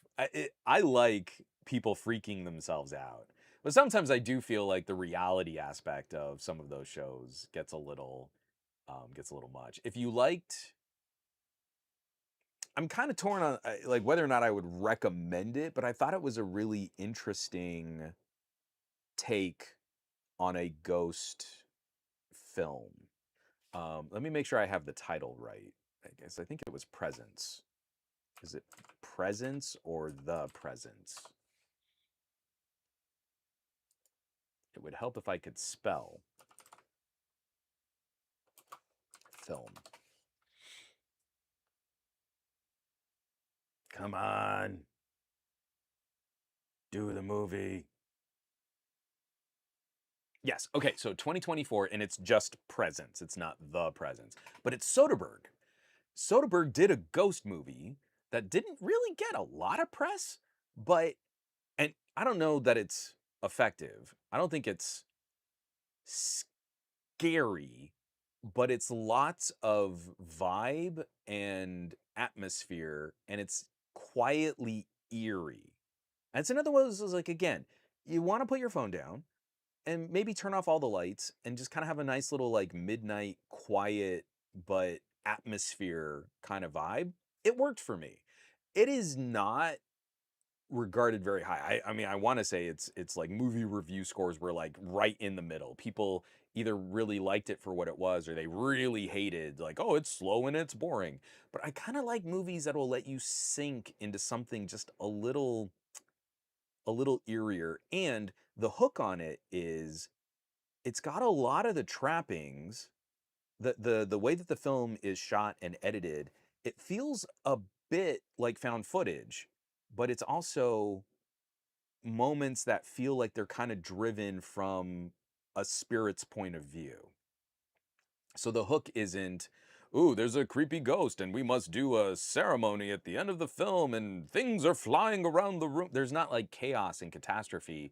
Like, I think the Conjuring films are fun rides. I don't think they're good horror. They're almost kind of like adventure films, right? There's nothing too dark or too scary or too edgy. They're PG-13. Um, Presence is kind of the reverse of that. And it's kind of like the ugliness of living people, and then a ghost as like a metaphor for a memory. Like maybe you can't let go of someone's memory and it's driving you to do things that you shouldn't do. It's interesting. It is not completely effective, but you put a ghost story in the hands of someone like Soderbergh and it's at least fresh. It's kind of a stale plot, kind of a stale concept, but it's done from a filmmaker who likes to try. Whether or not it completely lands, he likes to try different and interesting things. So again, if you like ghost stories, I would highly recommend a film like Presence as an experimental watch.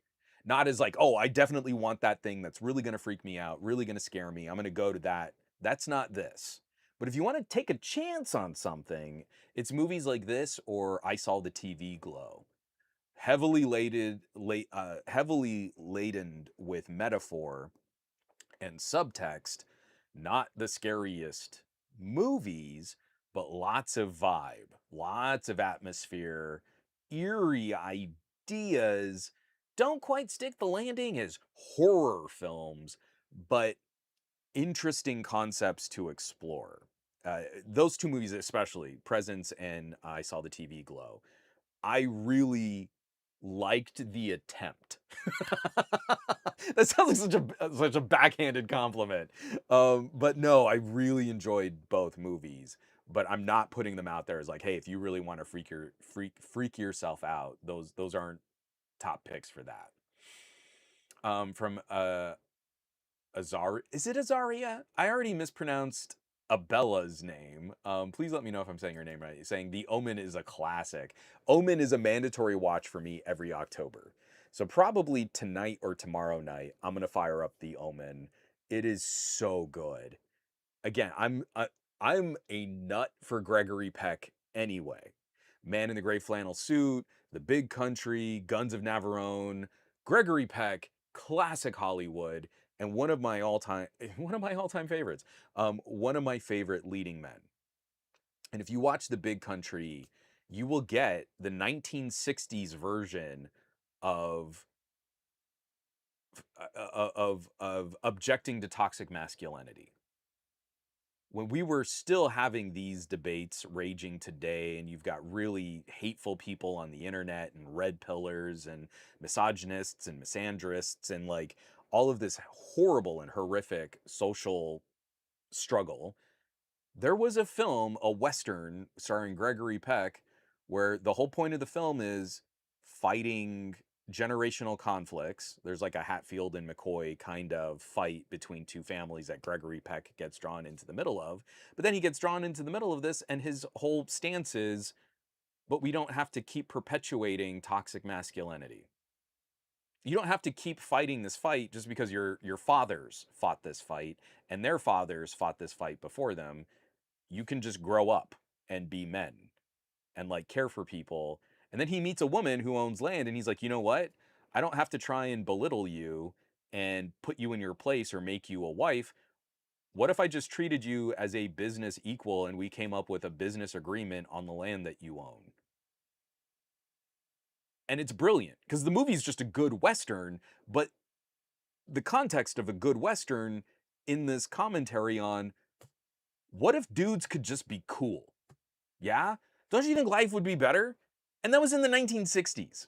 And we have not made it any further than where we were in the 1960s. And it makes me really sad. Sorry, from Kenosha, I just watched a Daryl Dixon's Walking Dead spinoff. My God, these side actors are terrible actors. I am completely out of touch with whatever is happening in the Walking Dead television universe.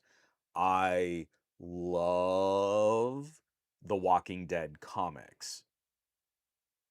I actually my wife saw it. I'm reading the Walking Dead comics and she starts cackling. And I wish she had been able to get a photo of it because the don't open dead inside moment in the comics, I actually had like, I was covering my face reading the comic because the tension had built up to such a great moment. And I'm like, oh God, you know what's kind of happening. Um, the comic was brilliant. I think I tapped out on the show after the third season. It was whenever they were getting into the prison storyline. I kind of gave up on it. And I liked the idea at the end of the first season that maybe they would do something different than the comics, but then they just found really hacky ways to get back to what some of the big moments in the comics were. And I don't know. I kind of feel like if you want to do something bold, do something bold. But if you're just going to kind of do weaker versions of what was already in a book or a comic book, I'd rather just read the book or the comic book. So I'm way off the pulse. I have no idea what happened in the show. I mean, I know what happened in the show, but I didn't watch it. I didn't experience it. I don't have any strong feelings about it. I just kind of left. From Team Vry, not a fan of jump scares. I do prefer slow psychological burns. Signs, 1922. Coppola's Dracula is also a personal favorite.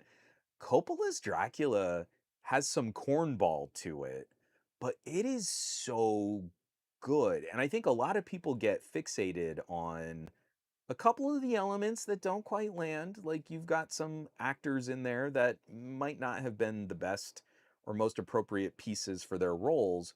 But again, it's Dracula, gothic, old school, kind of psychological and horror that comes from corruption. Vampire stories should be about corrupting. If it's Sinners, Sinners is a brilliant take on stealing, leeching, and corrupting what you stole. Awesome.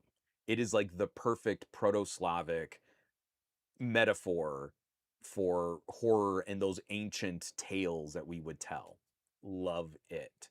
Coppola does some really good work in that same vein. I liked Nosferatu also. I think it's a little, I don't know what kind of phrase I want. Not like it's trying too hard. No, again, I think there's something a little excessive about Nosferatu, but ultimately, I also think it does a pretty good job of leaning into what should make a vampire scary. And it's not, ooh, creepy fangs, blah, blah, blah, blah, and I'm drinking your blood, and blood is flying all over the place, and I'm not a very efficient eater because I'm spraying blood all over this room. That's not what does it for me. I think vampires should be quiet and eerie and decaying and bereft of their own life, so they have to literally suck the life out of someone else, but that also means suck the art and suck the passion and suck the love, everything, because they're just empty husks of what they once were. And to me, that is so much more effective. And I think Coppola actually does some fun stuff with that too. From Colin Murphy, "Hey, it's about time I introduced the kids to the Wicker Man." Now, are you going OG Wicker Man? Again, bright, weird, hippie horror, or are you going remake? The bees.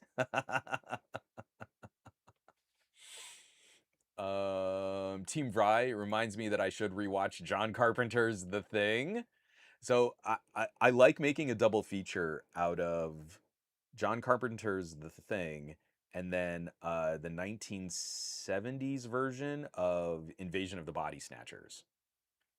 Yeah, the one that has Jeff Goldblum in it and Leonard Nimoy. Um, God, dig those two movies. I like those two movies back to back. There's something so rich about the kind of storytelling we were getting out of after the Red Scare. So I think it starts with a director like Frankenheimer. You have Frankenheimer's trilogy of paranoia, which is 7 Days in May, The Manchurian Candidate, and Seconds with Rock Hudson. And those movies are like your skeleton is trying to crawl out of your body, just tension. There's not they're not horror, they're not thrillers, but just everything is so tense and paranoid. They are built on fear and like just turning up the stove from simmer to boil till you get to the climactic finale of all three of those films. And also, the original Manchurian Candidate has Angela Lansbury, right? The voice of the teapot from Beauty and the Beast, and Jessica Fletcher from Murder, She Wrote, playing a deliciously hateful woman. So good. So good. Um, but you get out of that era, and it's like films like that kind of paved the way for movies that could really dig into fear and paranoia, and you never have solid footing, right? You watch John Carpenter's The Thing and you never know what you're dealing with. And it's not a cheat and it's not a compromise. By design, the movie just keeps you off balance the entire film. And it's not as good, it's not as effective, but the remake of Invasion of the Body Snatchers is pretty close. Then if you want to do cornball, if you want to do real cheesy, it is schlock, and I think it's fun, but you could go to something like The Faculty, which is sort of the 90s. Is it the 90s? I think it's the 90s. Is like the 90s heartthrob, pretty actors version of Invasion of the Body Snatchers. So good. Majestic Moose, another great pick. I need to rewatch The Shining. Shining is very good. Let me get this out of the way. Oh, Me6 is saying, "Hey, I'm Ponus P, by the way. YouTube for some reason changed my name. I'm still glad you're tuning in. You're watching the show." Team Vry, South Korea knows its zombies well. Still waiting for that new Kingdom season to drop. I am way behind. Um, like Train to Busan, so like rocked my socks so hard because it was what I wanted, and on the on the rails because it's about a train. No, but a streamlined, on the rails focused, this is a zombie outbreak film, and we're watching the catastrophe, and people have to survive.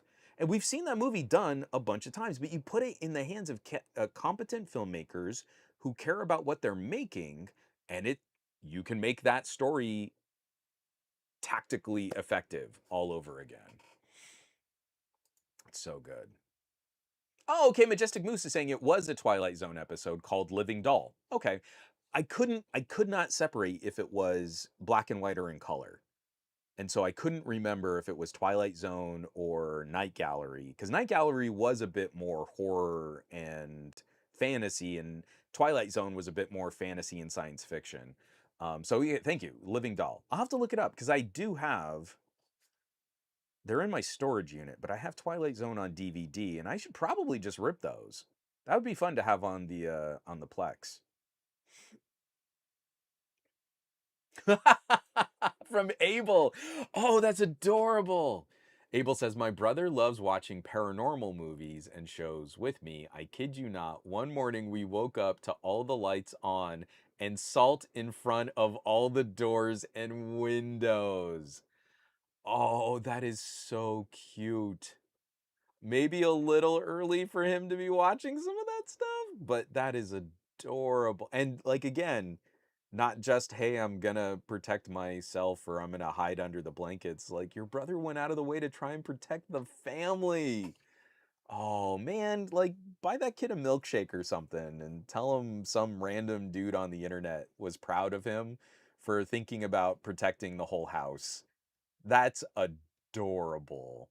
Freaky, and help the kid out. Hopefully he's not having nightmares, but like super cute. Um oh, Murder.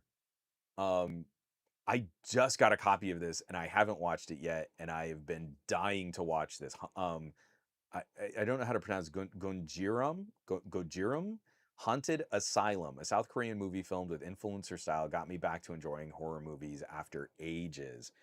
Um I caught a list, and one of the first movies on the list was Banned from Broadcast, which is this weird fake documentary, but it's about this Japanese family and all of the trials and tribulations that this Japanese family has had. And it was on this list of like, oh, really creepy movies and kind of creepy found footage or creepy mockumentary or documentary style films. And I watched the movie and like, it's got this heartwarming ending and there's a stepdad and he loves these kids and there's this like throwaway line at the end and oh no, the mom suffered a fall so the dad's taking care of all these children. And it wasn't until I read, because I can't read, I don't know what the script is called, Japanese script, like all these little clues and things that are peppered throughout the film, and it's super super subtle, but like really dark and nefarious things are happening in this family. But on the surface, it's like this hapless, terribly hosted Australian documentary about a Japanese family. And if you weren't clued in to all of the things happening, you wouldn't know that it was supposed to be a thriller or supposed to be kind of dark. So I went through the rest of the list, and one of the other films on this list was Haunted Asylum. So now I'm going to fire that up soon too. I'm really looking forward to that one. Ah, Azariah is saying I saw the trailer to Presents and added it to my watch list. Dig it. I love it. So Abel saying the guy was 15 at the time. 15 is still a kid, and let the kid be a kid. And if it was too much for him and it freaked him out that much, again, saying it at the time, so I'm assuming this was several years ago or something like that. Let him know that is, I respect that. There was this really hidden camera prank show. I can't remember what it was called. It was on the Sci-Fi Channel, and it was they would set up these almost movie grade situations for unsuspecting people to walk into and have like a horror movie level experience. Scare tactics. Um, I'm usually not a big fan of those kinds of prank or hidden camera shows, but you would see like the very first episode of Scare Tactics, there are these friends, they're in a car together. Only one person in the car was in on the joke, but they were driving out to this rave in the desert, and their car shuts off and won't turn back on, and they simulate like an alien abduction sequence. Lights are coming down on top of the car, and they have actors like out in the distance in the dark where it's hard to see. They're dressed up as aliens. And the two people in the backseat, a guy and a girl, they were trying to see if they would hook up. It was going to be kind of like a blind date for those two. And the guy, like, he sees the aliens like on one side of the car, and he like shoves the girl to that side of the car, opens the car door, and goes running off into the desert to try and run away from the aliens. Like, I'll sacrifice all my friends in the car to get away. And you're like, okay, well, that guy's a schmuck. And in the show, they were also making fun of like, it took us a while to track him down because he just went running off into the desert. Like, we couldn't find him. But also, we're pretty sure that this guy and girl, they're not going to hook up. But there was another episode where they had this girl, she was taking on a babysitting job, and they simulate a a poltergeist situation in the house, and that maybe something had happened and there was like a body buried in the backyard. And this, I want to say she was like 16, this 16-year-old girl, babysitter. There's a little kid, and the little kid's in on it. The little kid's an actor who like is, oh, and sometimes I talk to grandma, like really playing up the creepy kid movie thing. This girl is watching things flying around this house and is keeping this herself in between this kid and like things flying and mirrors shattering and like all these special effects. And like you saw this 16-year-old girl rise to the occasion and be the heroine of a horror film. She was gonna be the final girl in this creepy movie scenario. And you're like, how awesome would that be? Like, you meet this person and you're like, you see what they do in an episode of Scare Tactics where they're really tested. You could tell she's freaked out by what's happening, but like she wasn't going to leave this little kid behind. She was going to take care of this little kid, and she stood in between poltergeist and child to protect the child. Awesome. Your brother, 15, freaked out of his gourd, turning on all the lights, not knowing what to do with all of these big feels, didn't become the guy who was just running out into the desert. He became the guy who was like, okay, I don't want to be out and about in this house and I'm scared, but I'm going to protect the whole family. And it probably blew through your quantity of salt, but he at least tried to protect the family. Yeah. So I know the whole family probably made fun of him and stuff, but I really want you to think about the kind of character that shows. He didn't just leave you behind. He didn't just like knock you down so that the bear would eat you so he could get away. He tried to protect the house from evil spirits.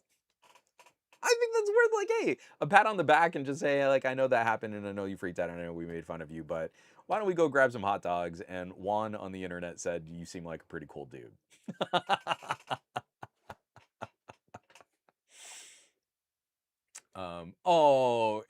Abel is saying he is considered the protector of the family no matter what the situation is. I think that shows. Literally, in you telling me this, that is immediately what I would have assumed. Something's going down. You could probably count on Abel's brother. I hope your brother isn't named Cain. That's a terrible joke, and I feel like that's where we got to wrap this podcast up. Oh, Team Fry also saying Scare Tactics was fun. R.I.P. Shannon Doherty. Yeah, that one hurt too. I just rewatched Mallrats for no good reason, and like, oh, like some fun TV actors in there, and Shannon Doherty just got a legit. Oh, kind of miss her. So, thank you everybody. This was a long show. I still have some folks popping into the chat just to chat about this stuff. I knew we had to do this though. OnePlus 15 was going to occupy. We were getting some great questions. I wanted to dig into the OnePlus 15. I'm hoping, I still don't have a notification. I'm hoping it'll show up and that I can share some photos from it later today. But I also know this is the season. This is our last 4 days of good spooky movie season, building up to some trick or treating action, scary costumes, and fun kids running around and stuff. And go catch some spooky movies. I just watched Weapons. I thought Weapons was kind of the longest build up to a punchline and a joke that I think I'd seen in a while. Um, what was Night of the Reaper? I think that's on Shutter. My brain is Swiss cheese. I can't remember what movies are going to what streaming service. I think it's Shutter. So a lot of the Shutter originals, not great. It's often like you could tell the filmmakers like rented a house for a weekend and then shot like a very tepid horror film. But Night of the Reaper was surprisingly effective in twisting up sort of the slasher genre. I thought that was kind of fun. Definitely worth a shot there. And I'm trying, there was one other that I just recently watched. Let me pull up, see if it was maybe, was it on my Plex? Come on. I just want to go to movies and recently watched.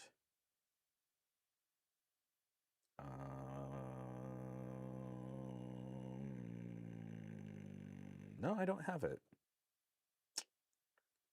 I don't remember where I watched it, and I don't even remember where it was. But like for Lex, I told you last week, we watched Tremors, and now she's trying to find other like more grown up films that we can. It's okay if it's a little spooky, and Tremors didn't give her nightmares, so I think we can follow that through. So everybody watch some scary movies. Maybe even pass on some of the tech content and just get out of some of the stuff that's bumming us out or putting stress on us or freaking us out. I'm hoping we'll just get more information on what OnePlus is doing. I'm seeing those Vivo videos look really fun. I'm hoping I can get my hands on a Vivo X300 Pro soon. I'm gonna have a PC build, a rugged tablet, some other gear to play with. But really, I just like get some snacks, fire up some spooky movies, or even if it's just something, kind of silly and meta, like go rewatch Scream. Scream is a good time, right? Have some fun. Go do things that are gonna be fun. And then we can come back to doing the tech and reporting and benchmarking and stuff next Monday. Folks, I want you to have an awesome week. Halloween, October is my favorite month of the year. It's my wife's birthday, my daughter's birthday, and Halloween. Lots of candy, getting to visit with family, having some great times on the softball field, and then getting to do spooky stuff. It has been a blast. October has been exactly the month I needed it to be, with all of the other crazy chaos happening around us in the world today. So, take care of yourselves. Keep that mental health in check. Give yourself breaks. Go out, take a walk in the daylight. Go take a walk at night if you live in a place that's safe to walk at night. And I'll catch you back here next week for another episode of the Monday Morning Tech Chat Show on the SGGQA podcast channel. Be safe. I love you all. Have some fun, spooky times. And I'll catch you back.